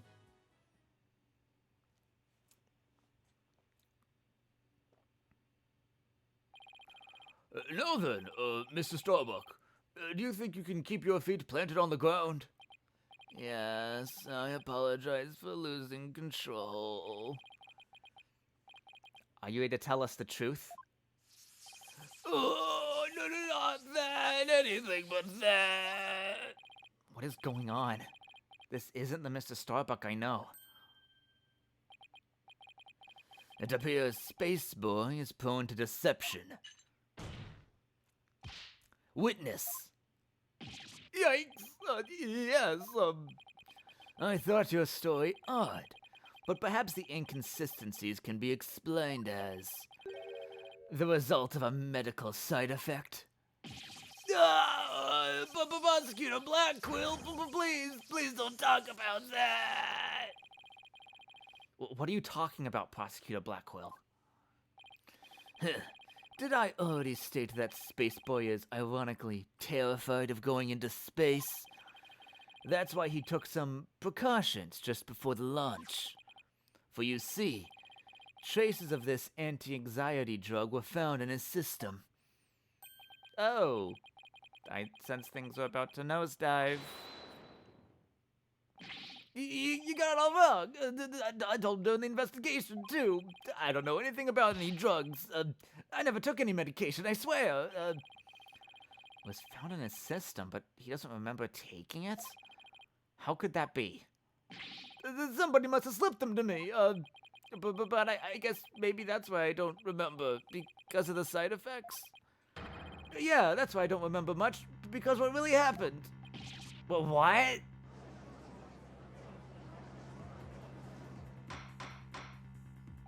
Order in the court. We can't get any useful testimony out of him if he doesn't remember anything? I don't know why I said that like a question. Well, this doesn't explain why his testimony kept changing. Ugh, why didn't he just tell me he couldn't remember? I guess he didn't want anybody to find out he was terrified of going into space. Maybe I really did do it. Which brings us to the answer of our original question of how the witness climbed down the ladder with a dead body. It does? So what is it? A dead man feels no pain and makes no complaints, Justice Dono. So the body was simply dropped down from the top of the ladder. Oh my, I see. And then the defendant could climb down with his free hand. Drop the dead body? Who would do such a disrespectful thing? Besides, dropping the body itself would leave marks on the body. You are capable of quick thinking. Yet, yes, you are correct. Really? Oh, thanks. Huh? What's this? It's the oxygen tank from this victim's spacesuit. It's ruptured, and I'm sure you can figure out why. You can't be implying it ruptured when the defendant dropped the victim's body. I am, for they fractured easily when struck. Even if that's true, the tank explosion and the shrapnel would leave its mark on the body.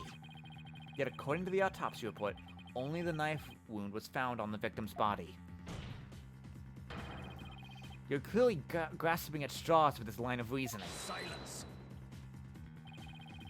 A spacesuit isn't heavy for the sake of being heavy, Justice Dono.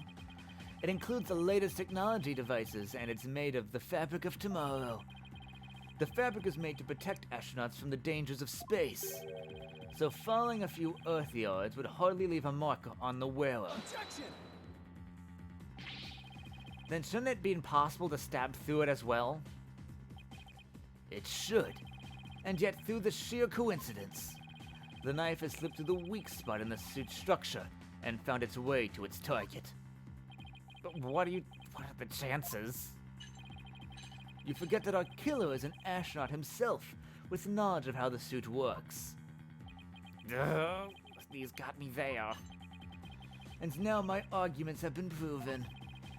Spaceboy killed the victim in the rocket, and then dropped his body from the upper level.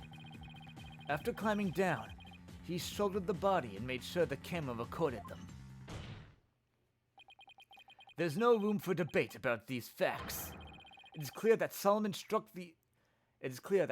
Starbuck is the only one who could have killed Clay Taylor.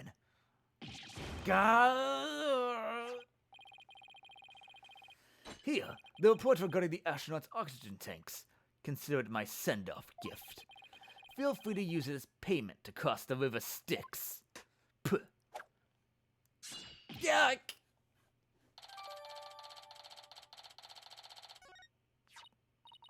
Hey, this report is pretty detailed. Let's see. The display on the astronaut's left shoulder shows the oxygen remaining. Guess that means the glowing cyan digits represent the amount of oxygen in the tank. I'm done for. I'm going to prison instead of space. Space boy. Yes. Take heart. The bejeweled night sky is still beautiful, even when viewed through bars.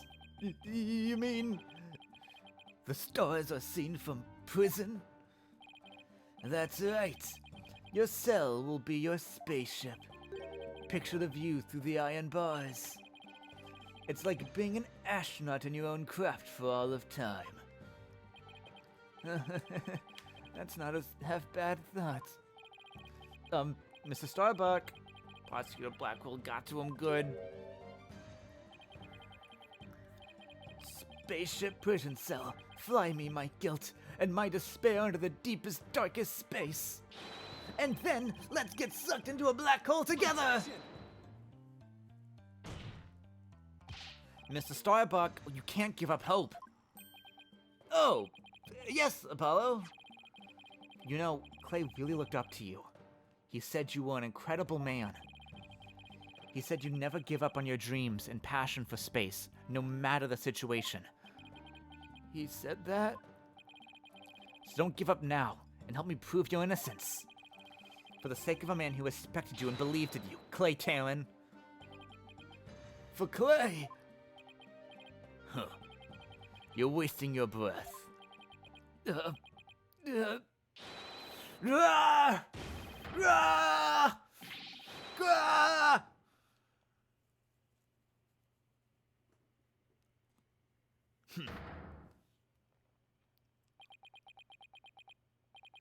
Apollo, thank you. I can see things clearly now. Mr. Starbuck, I'm fine now. Thanks for reminding me my life's mission. Right. We'll both be fine. I'll prove you're innocent. You'll see. And after that, we'll get you back into space. Ah! You've ignited the booster rockets of my soul! I'm on fire! I am Solomon Starbuck, astronaut, a cosmic hero chosen by the universe itself. This is no time to be whimpering and crying. I'll let you and Clay. I can't let you and Clay down. Balderdash. The sun, the moon, all of space is calling me. Solomon Soul Starbuck. Ready for launch? Begin the countdown. 5, 4, 3, 2, 1. Lift off! Oh, he's actually going up. Please actually go. Okay, he went up a little bit. Whoa! I feel like I've witnessed an actual rocket launch. Apollo, you did it! You broke Prosecutor Blackpool's grip over Mr. Starbuck. I can't take the credit. It was all Mr. Starbuck. He pulled himself through. If you simpletons are done massaging one another's egos.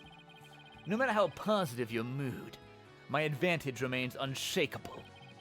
I have but to wait for the final guilty verdict. Isn't that right, your baldness? Grr. I can't let up now. I have to stop Blackquill. I have to see this through. Mrs. Starbuck just has to make it back into the space. I won't allow Clay's dream to remain unfulfilled. I've got to destroy Blackwell's argument somehow. Think, Justice, think.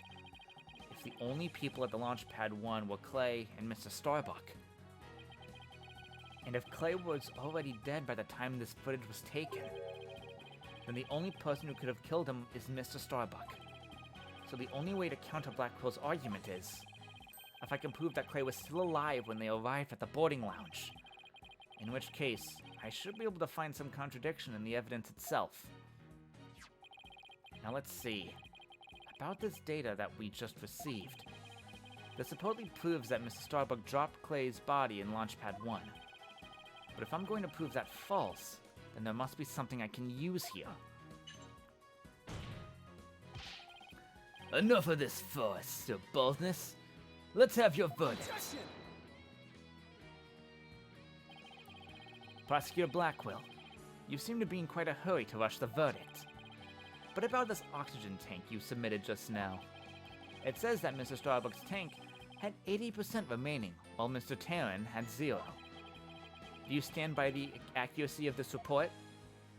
Of course. Then I guess it simply means that it's faulty, as evidence goes. You'll explain what you mean, Justice Dono. It's simple. This evidence contradicts the facts of this case. Take a look here at the detailed description that you'll see what I mean. I hope you have some evidence, Mr. Justice, because I don't see what's so contradictory. Yes, Your Honor. Right away. This is the evidence that the oxygen tank stands to contradict. It's the security camera video, because he has a 50 on him.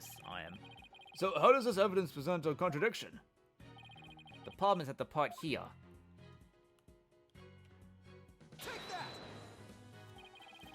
Note that the remaining oxygen in Mr. Starbuck's tank as he carries Mr. Talon. Oh, it appears to say 50. Yes, but according to the data, our client's tank had 80% remaining.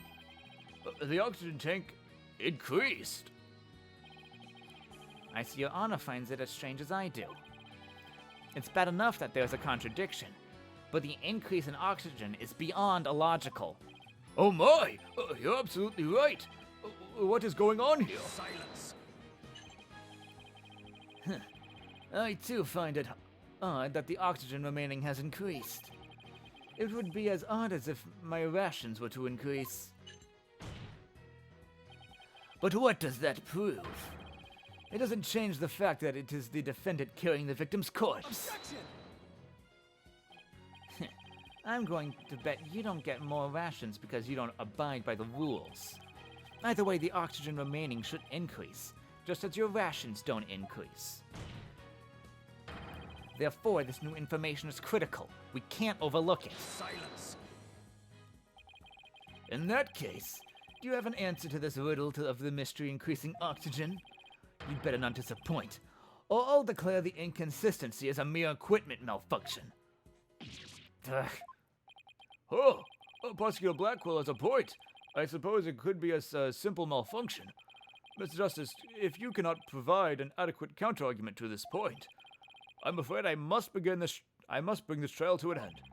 So do you think you can explain why the remaining oxygen level increased? Of course I can. The thing to do at a time like this is turn my thinking around. It's Tara carrying soul. Mr. Starbuck has no memory of it, but he claims to have carried Clay. So this means with the 50 on his tank ought to be Mr. Starbuck.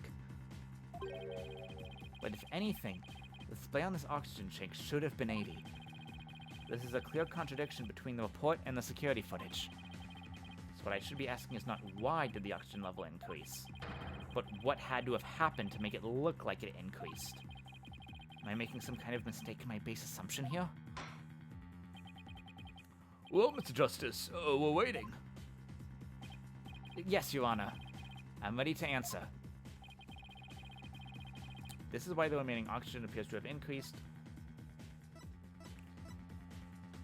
The victim was carrying the defendant. It's definitely that. What if it was the other way around? The other way around? Would you care to explain, Mr. Justice? As you can see, Your Honor, both men had their helmets on in this footage.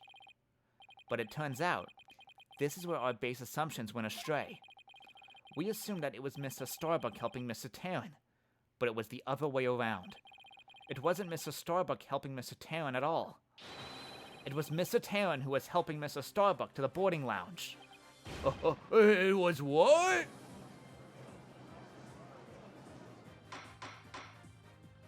Order!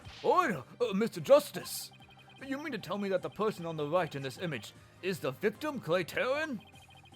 It's the only way the riddle of the increasing oxygen level can be solved, Your Honor. At this point in time, the remaining oxygen in the victim's tank was at 50%. And when the victim was found in the boarding lounge, his tank was at 0%. That's right. There's nothing contradictory about the oxygen level decreasing. This means Mr. Taryn was alive as they made their escape to the lounge. Silence. How short your memory is. Have you forgotten about yourself, about what you yourself proposed? Even if the victim was alive at this point in time. How did he descend the ladder with his arms full? Objection! He threw himself down. Prosecutor Blackwell, you can't hurt me with a broken blade. Excuse me? It's true that we don't know how they got down the ladder. I suppose the matter needs further investigation. We have proven that Mr. Taryn was alive when he reached the boarding lounge. This fact alone shatters your claims, and opens up the possibility that the victim could have been killed by a third party. God! There were two people who claimed to be the first on the scene. But can we really trust their statements? Let's see, the two people were Detective Candace Arm and Yuri Cosmos, right? You think that one of them might have given a false statement to the police? Yes, it's certainly possible.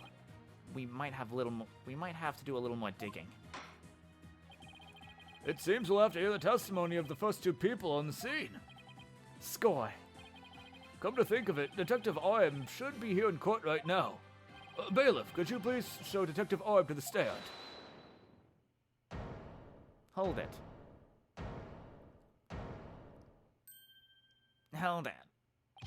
I have an announcement, everyone. What's the meaning of this? We're in the middle of a trial here. But please remain calm and listen carefully. Someone has reactivated the bomb. The bomb was defused, but it's about to explode. Load!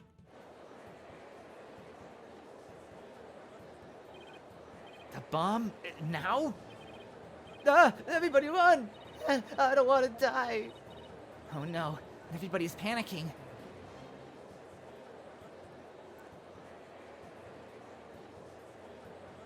Silence. Headless chickens with a death wish. The lot of you. Calm yourselves before all else. Come on, Apollo. We gotta get out of here. But what about Mr. Starbuck's dream? Who will carry on Clay's final wish? I don't care what happens to me. I'm not letting some bomb blow the truth up forever. I refuse to let things end here. Apollo, there's no time to be dramatic. If we don't get out of here now, we're gonna die. Come on, this way. Hey, ouch, let me go. Apollo, Juniper, she hasn't evacuated yet? Juniper, are you all right? Apollo, no, not that way. Ah!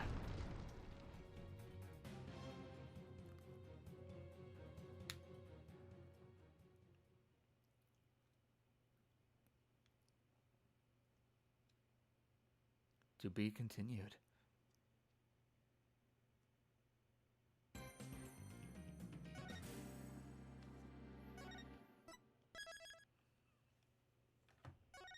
Is anyone I care about? I don't know if I'm gonna end. Let me see if there's anyone I'd like to raid, and I'll raid them. And if not, I can go on a little longer. No one I really care about is streaming, so I'm gonna take a break.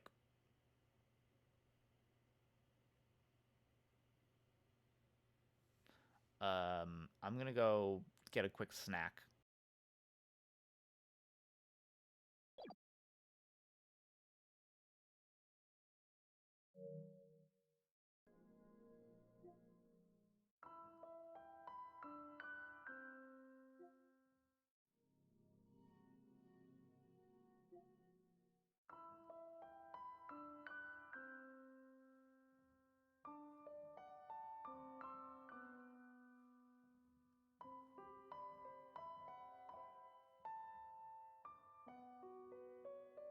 I realize I muted myself. I'm gonna have Final Fantasy music in the background.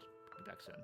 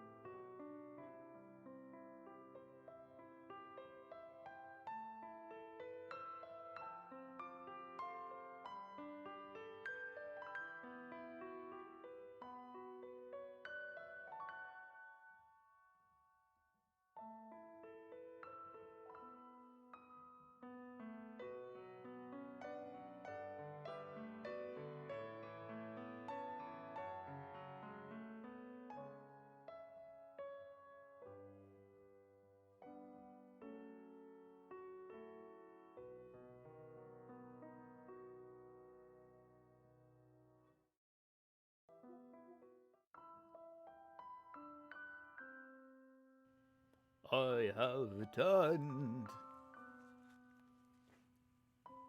Wow, I was gone for like 30 minutes. That's fine. I went to go eat and I talked to people. Nope, not you. You, there we go.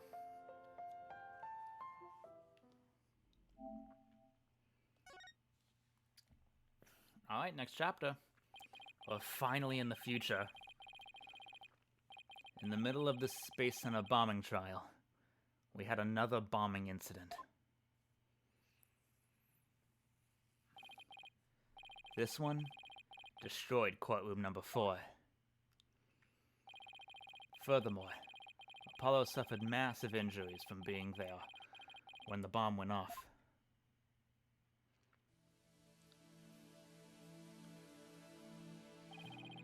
Unfortunately, Juniper Woods was fingered at the courtroom. What? Was fingered as the courtroom bomber. Athena, why?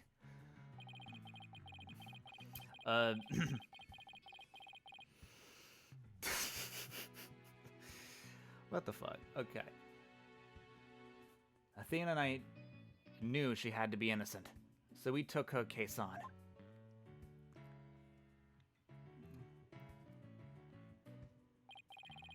We managed to clear Miss Woods' name.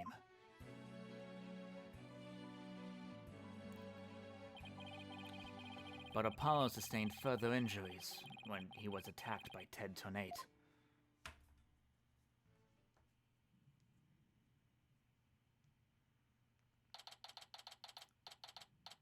Oh, there's Apollo's jacket. Did he leave it?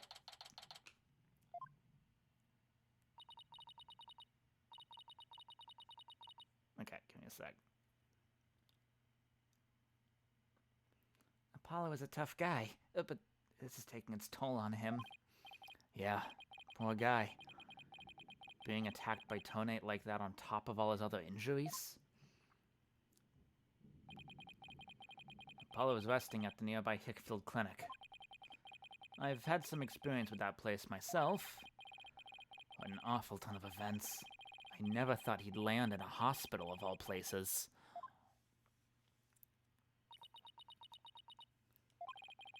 You must miss him too, huh? Now that you don't have anybody to tease. Don't worry, he's young. He'll heal quickly and be back before you know it. It's been a while since I last saw Chusey look so down. We won the court case, yet nobody feels much like celebrating.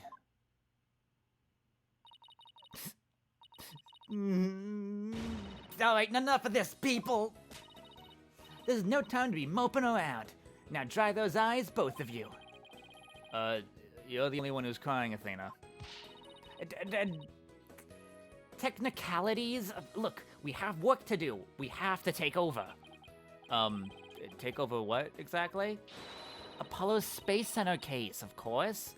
And no verdict's been reached. There's still a chance. I agree with Athena. We should pick up Mrs. Starbuck's defense. We have to avenge our fallen comrade. Right, Daddy? Apollo hasn't exactly fallen. He's still alive, you know. Good. Now that that's settled, let's get going. Come on, we gotta run.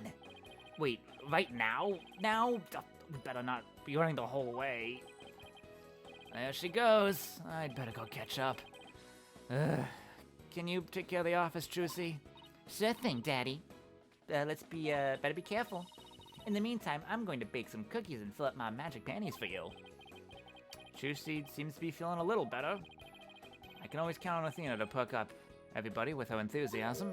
Oh, she's back. Don't mind me, just forgot a few things. Wallet, phone, the documents, my bag.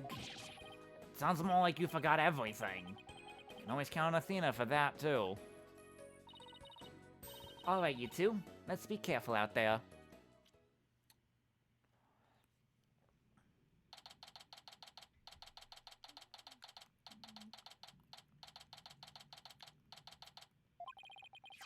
So our client is one Solomon Starbuck. He's so famous even I've heard of him. That's right. He's a super famous astronaut who works on the Cosmos Space Center. He was actually up in outer space 7 years ago. You seem to know quite a bit about him. Now I'm all excited to meet the man.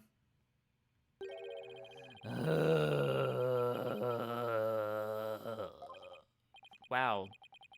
That was the longest sigh I've ever heard. Apollo told me about you. You're Phoenix Wright, Apollo's mentor, right? Yes, that's right. Huh, mentor has a nice ring to it. Don't worry about a thing, Mr. Starbuck. Mr. Wright and I have got you covered. And you're the new kid that Apollo told me about. Wait, don't I know you from somewhere? Huh? You mean other than at your trial? I don't think so. I guess so. My mistake.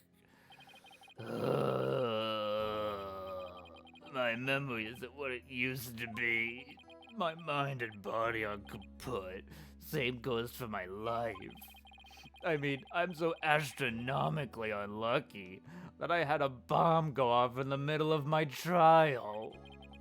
Trying to defend me would be like trying to defend would be trying to enter the stratosphere without a spacecraft. Yikes, he's seriously gotta stop depressing himself. Cheer up, Mr. Starbuck. Besides, that thing you said about entering the stratosphere?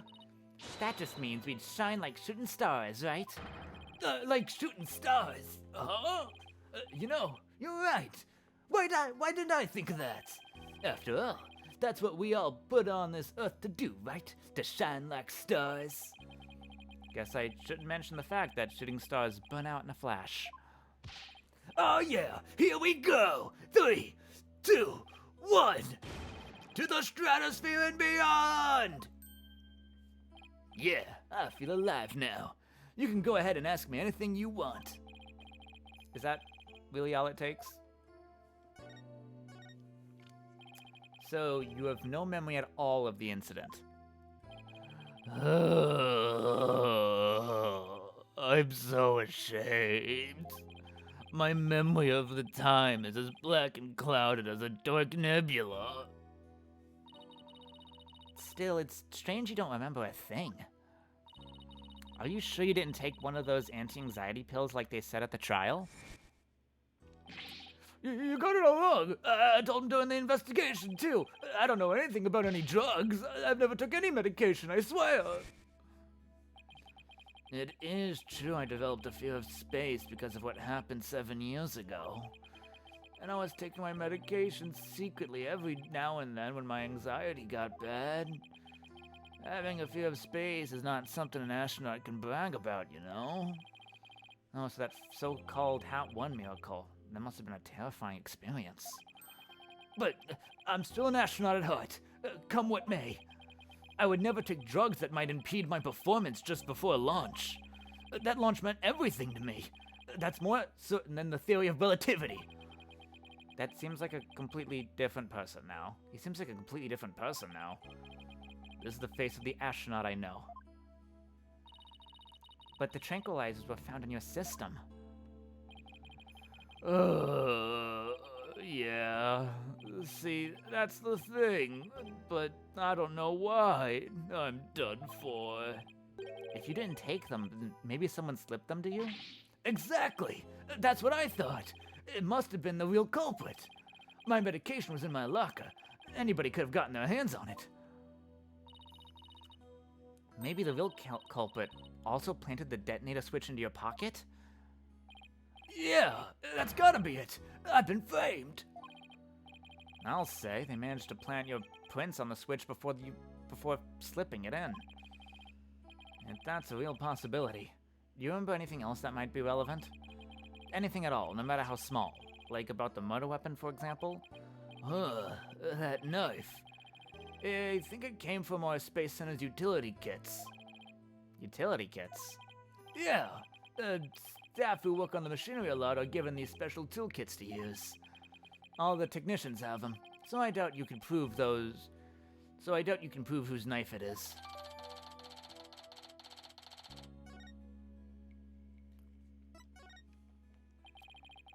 As I recall, your last trip was into space was 7 years ago, right? That's right. It was a pretty rough experience. During that mission, we had all kinds of problems with the craft. You did? What kind of problems? Power failures, oxygen leaks, busted radio, cracked windows, loose control column.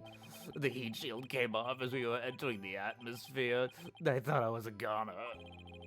But I managed to make it somehow with the popsicles and ice packs from the freezer. No wonder they dubbed it the Hot One Miracle. It's a miracle you made it back. Space is a boundless place. That's why it continues to capture people's imaginations. But the vastness of space shows us how insignificant we are in the scheme of things. The darkness just goes on forever, and ever, and ever, without end. There was nobody else there. Nobody was gonna come save me. I was all alone. All alone, with nothing to listen to but the sound of my own breathing and heartbeat. I kept scrambling to make repairs, but I couldn't keep my hands from shaking.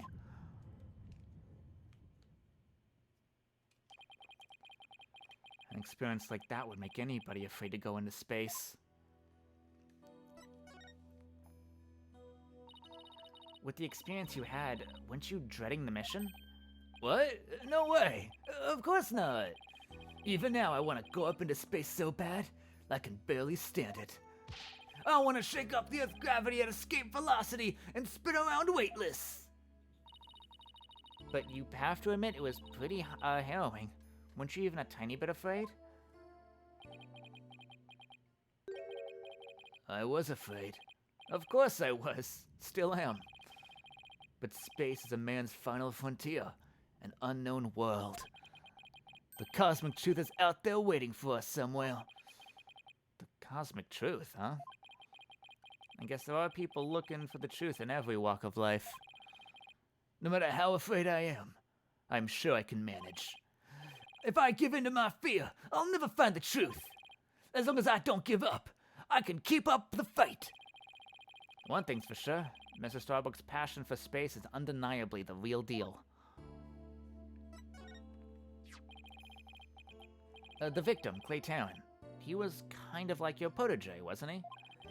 Well, it wasn't a big exaggerated deal like master and apprentice or anything like that.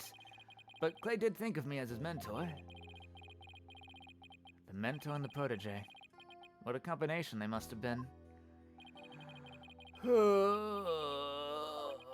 With his encouragement, I knew I could get over my fear and go back into space. But now... Clay must have been very encouraging, huh? Yeah, it's funny, really. Whenever I'd hear him shout, "You're fine!" I always got the feeling everything really was gonna be just fine.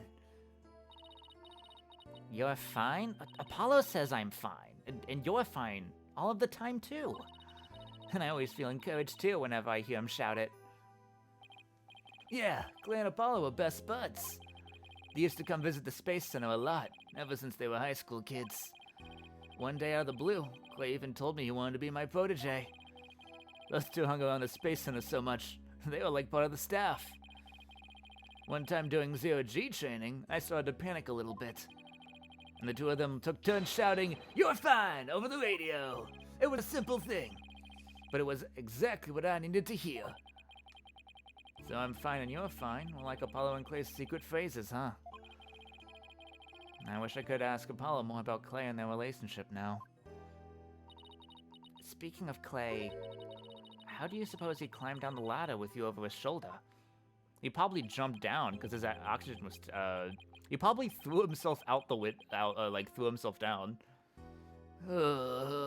Sorry, but I can't even begin to imagine. But he actually did climb down that ladder, so a way has to exist.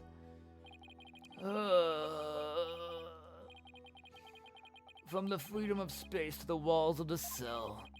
But the prosecutor said the Dark Knight sky isn't half bad through barred windows. You're fine, a Solomon Soul Starbuck is fine. Everything is going to be all right. And Athena Sykes is fine. Come on, Mr. Wright, you too. Do I really have to? Phoenix Wright is fine. I can't hear you. The Phoenix Wright is fine. We'll get you back into space yet, Mr. Starbuck. Believe in your own innocence and have faith in us. Apollo believed in you wholeheartedly, and that's good enough for me. I believe in you too. Thank you. Thank you, both of you. I'll put my faith in you. And I vow to make it back into space. All I need is a not guilty verdict. And it sure feels nice to reassure ourselves every now and then that we're all fine. Okay, Mr. Wright. Let's get our investigation of the Space Center started pronto.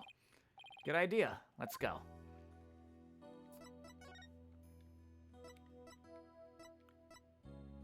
Ooh, actually, before I go. Nope, never mind. I can't examine the office.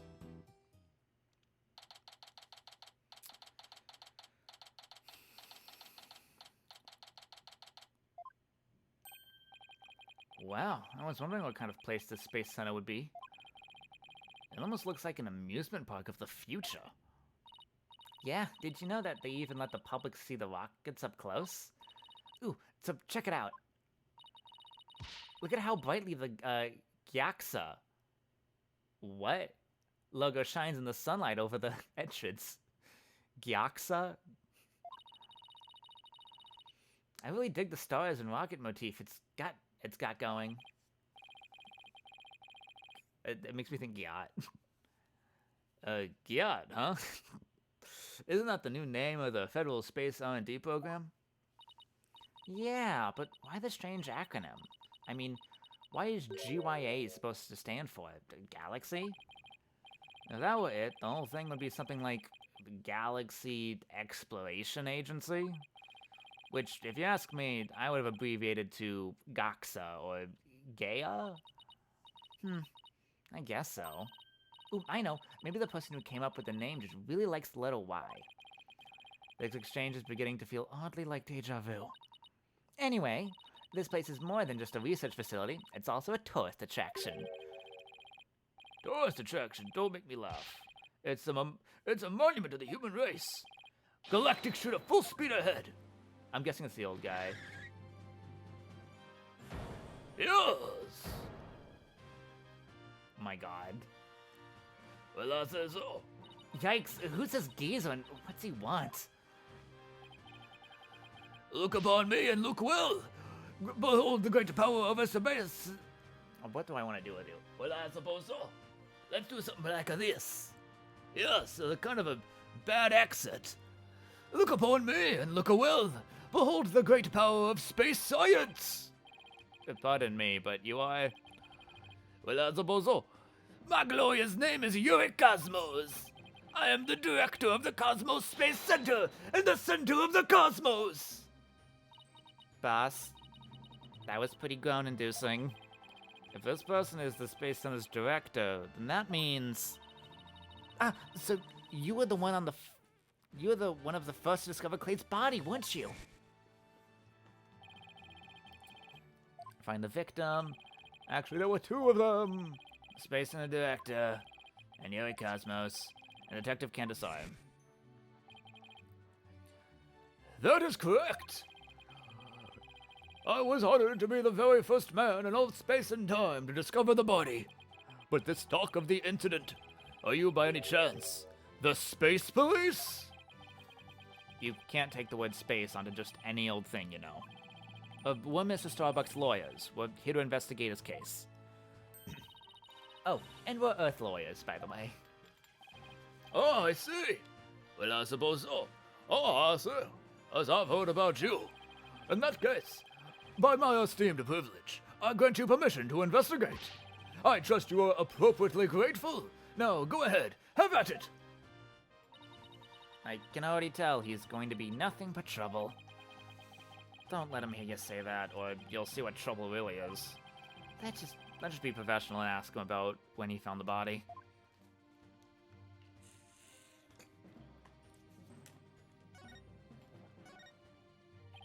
So, as director, what do you do here at the Space Center specifically?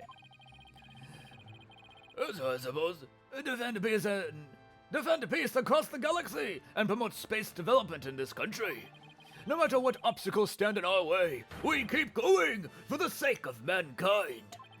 You realize Ooh, let's become a pilot. Why not? I believe I used the word specifically in my question. Attention all personnel! To your brake stations, prepare for brakes!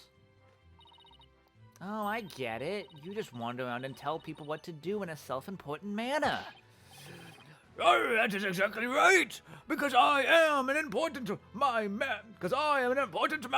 My manner is important! Mr. Wright, this man doesn't get sarcasm. Well, there's bound to be some people like that here on the boundlessness of space. What's that? What's that? You want to know what it is that makes me important specifically? Very well, I will tell you. I was the central figure of the Hat 1 project. You may proceed to be appropriately impressed. Now, go ahead, have at it. I like the new voice. I might be more impressed if I knew what he did for it specifically. Could you tell us what you know about the incidents from the other day? I refuse. What? Explaining is a job for common folk, not the director of the center of the cosmos. My testimony, which will go down in space history, will be heard in the courtroom. What? So does that mean you'll be taking the stand tomorrow? That is correct. I will be the most glorious witness in the history of mankind. I'm not sure if he really understands what being a witness is all about. Looks like Director Cosmos is the type that only talks about what he wants to talk about. Then let's at least try and ask him about the things he might be willing to open up about. The Hat 1 project was a rocket that was launched into space 7 years ago, correct? And despite numerous problems, it somehow made its way back home? I suppose it is part of my job to educate ignorant young folk like you. Very well. I will impart to you the complete story of the Hat 1 project. Oh, thank you very much. Hat 1's noble mission was to collect samples from an asteroid, and my storybook was the pilot for that flight. Eventually, the Hat 1 reached its planned orbit. From where it launched the Hope probe towards the asteroid belt. From there, the Hope probe began its long journey to its far reaches of space. Then, after a terrifying struggle, the Hat 1 returned safely to Earth. The struggle... I'm going all over the place. The struggle was when the incident known as the Hat 1 miracle occurred, right? Correct! And it truly was a miracle. Of course, they just had to turn the ordeal into a movie. As for the Hope probe, it did eventually arrive safely at its destination. It obtained a few samples from the asteroid and returned to Earth but a few days ago. So what kind of samples are they? What's in them? The samples are scheduled for analysis in the near future. We haven't had time since they just came back the day before Tarian's murder. Regrettably, we had no time to inspect the samples due to everything that has occurred. But this puts our space development program ahead of other countries by several years. That's quite impressive. I guess this guy just isn't a loudmouth braggart after all. In the golden age of space development, our predecessors were successful in bringing back a moon rock back. That is the greatest achievement in the history of this space center. The public fell in love with this space and all of its glorious potential. A moon rock, huh? I remember that being big. Our endeavors with the moon rock live on in our work with those asteroid samples. I want to bestow new hopes and dreams for the future upon mankind once again. That is my mission as the man who stands at the center of the cosmos. I hear there's lots of researchers into moon rocks and stardust from the asteroids these days. They say the results could potentially have a huge impact on all of civilization. It's like we're on a new space race with every other country out there. What? Bite your tongue! It's not for anything so base as money or politics. It's all for the brilliant future that awaits mankind, and all for my illustrious mission. With the recent budget cuts, my staff tells me finances are tight, but I won't hear it. Huh. I guess even a space program has to watch its budget. By the way, you seem awfully knowledgeable about this kind of thing, Athena. Huh? Oh, well, you know, I thought I'd better brush up for the case. Is that so? Well, I will be on my way. As you can see, I am very busy and a very important man. Galactic Scouter, fire up the main engine, max battle speed, and engage! That thing is surprisingly fast. I guess we better get going. You bet. Let's make it so.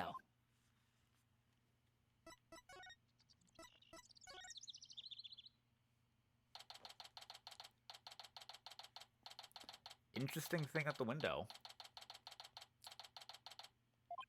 Is that Planet Namek? Or is that a Dr. Seuss world? So this is where Mr. Terran was murdered. Yeah, this is the lounge. Let's see that diagram. The police mate again. Right now we're in the main building here on the right side, on the 3rd floor. Clay and Mr. Starbuck fled from the launch pad after one explosion. You there! No admittance without express permission! We're Mr. Starbuck's lawyers. We've come to investigate. Sorry, nobody gets in without permission. Not even the police superintendent. Can't have Detective Fulbright getting mad at me. So Detective Fulbright is here, huh? Yeah, he's in Launchpad 1 corridor. Go get clearance from him, and then we'll talk. Leave it to me.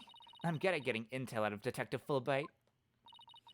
Let's see, what trick should I use on him today?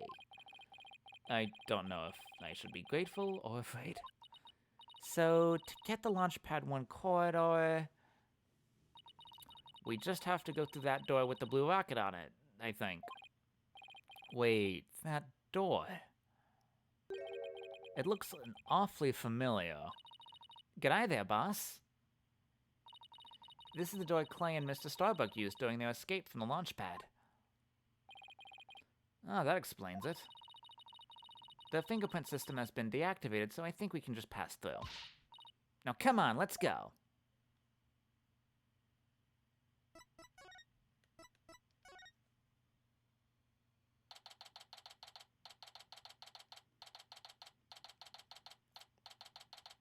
Oh boy. So this is it, huh? This is the corridor the two of them used in their escape. Yep, this is the only thing connecting Launchpad 1 with the main building.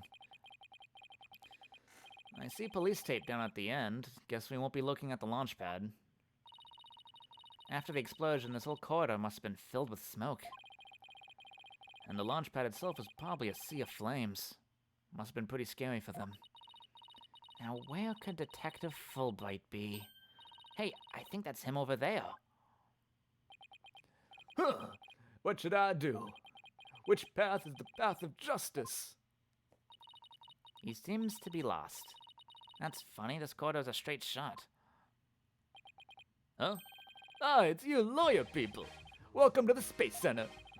Enjoying a relaxing day off, are you? Here for a little rocket sightseeing? We're here to investigate the scene, same as you. Do you have any info to share? Boss, if he acts all reluctant to give us more information... We hit him with the whatever shall we do act. I'm sure he'll fall for it. Got it? Are we trying to catch the unruly family dog here or something? Info on the case, huh? All right. I'll gladly share some info with you. Huh? What just happened? Detectives and lawyers seeking truth and justice side by side. I like it. Just take whatever you want from me. You info bandits, I'm in a generous mood today. I don't know. There's something weird about Detective Fulbright today. Well, we need information, so let's fun with it. If you say so.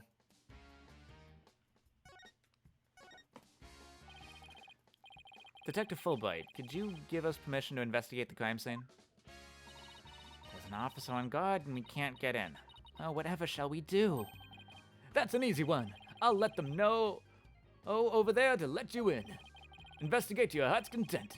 Take a week if you need it, a month even. Shall I have some snacks delivered? One of my men give a mean neck rub. No, that's okay. But thanks. Definitely not the Fulbright, I know. Detective Fulbright is acting sickeningly sweet. It's kinda gross, actually. Do you think he hit his head or something? Who knows? Whatever the case, it's making our lives way easier. You were here at the Space Center at the time of the incident, weren't you, Detective? That's right. I was here on security assignments. The police are required to secure rocket launches now? I didn't know that. Yes. Well, you know us. To serve and protect. The explosions occurred while I was here on duty, so I started leading the evacuation. He's leaving out a lot of details, but okay. Could you tell us more about what happened? Of course. A bomb went off on the second floor of the main building. Right after that, the one over on Launchpad 1 also blew sky high. So I'm immediately instructed to the visitors and the employees to evacuate the shelter. The shelter? That's right. There's an evacuation shelter in the basement of the Space Center. It's there for accidents and emergencies and the like. So where were you when the first bomb went off? I was on duty on the 4th floor. It was quite the madhouse, I tell you.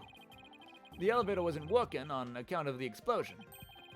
And the stairs on the 2nd floor were destroyed, so we couldn't get that way. That was impossible to get down to the basement shelter. No, we lowered an emergency ladder from a 4th floor window and escaped that way. It was a folding ladder, so it wasn't very stable, but at least it reached the ground. After I secured the ladder, I left to take another look around for any of the survivors. Once everyone else got out to safety, I made my way down too, and headed to the shelter. Wow, what an ordeal. But climbing down an emergency ladder sounds kind of fun. Thank you for your answers, Detective. They were very helpful. Just a moment. I have some more information to share with you. But don't tell Prosecutor Blackwell, okay? Wow, and Prosecutor Blackwell usually has you on a short leash too. Well, never mind that. I thought you should know that there was a witness. Could you tell us more about this witness? Sure thing. The witness was a Space Center employee who was on the 4th floor. While she was climbing down, she looked through a window into the 3rd floor lounge. So, she was looking into the crime scene from the outside? That's right! It was just a matter of chance that she saw something important. Not that I know what she saw exactly. Not that I know exactly what she saw yet, though. You don't? But that's the most important thing of all. Don't you worry. I'll get around to interviewing her soon enough. But she should still be somewhere in the Space Center. You might even run into her. A 4th floor employee, huh? Alright, thanks for the info, Detective Fulbright. Gee, you sure are being cooperative, Detective. A little too cooperative. Yes. Well, actually, Something you can't talk about? yeah, something like that. Anyway, never mind. Don't worry about me. Well, be on your way now. What was that all about? Something is definitely going on. I'm going to get it out of him for the next time I see him. Okay. I'm not sure he'll talk about it, though. Well, we have permission to investigate now, so let's head back to the boarding lounge.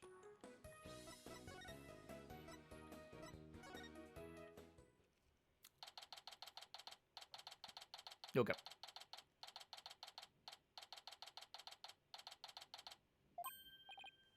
Ah, you two, Detective Fulbright is giving you permission to investigate. He also said I should bring you some snacks or give you a neck rub too, if you'd like, or, that's alright, but thanks for the offer. Well, time to roll up our sleeves and start investigating. Now let's see. Where's that diagram again? So this lounge is on the 3rd floor of the main building, and according to Apollo, this is where he believes a third party killed his friend. Well, let's stop the recap and start looking for traces of this third person, then. You read my mind, Athena. We'll make that our first priority. It's just one problem, though. This room... it's just so big. Don't worry, we can use this to help us. A Space Center pamphlet for tourists? Yep, picked it up at the entrance. The maps inside should come in handy. Let's see. Yep, here it is. A map of the lounge. So this is the door we went through to talk to Detective Fulbright. Oh yeah, that's the door with the fingerprint recognition lock. Well, I guess this map will make things a little easier.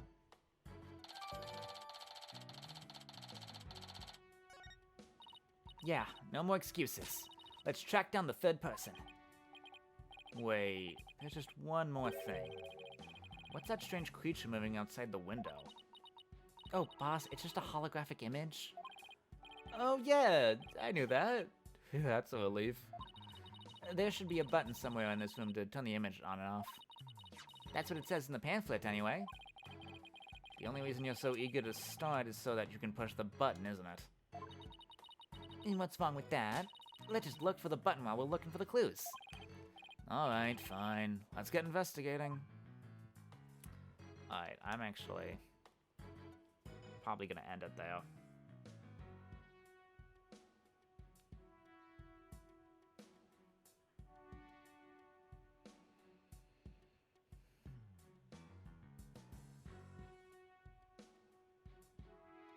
You know what? Let's raid Mike Does Audio. I haven't rated him in forever. And, like, he just started streaming.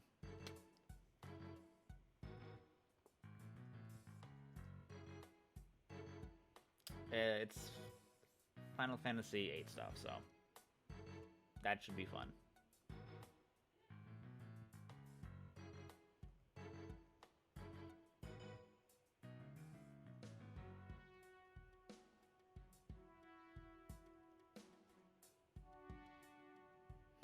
Alright, good stream. Peace, peace.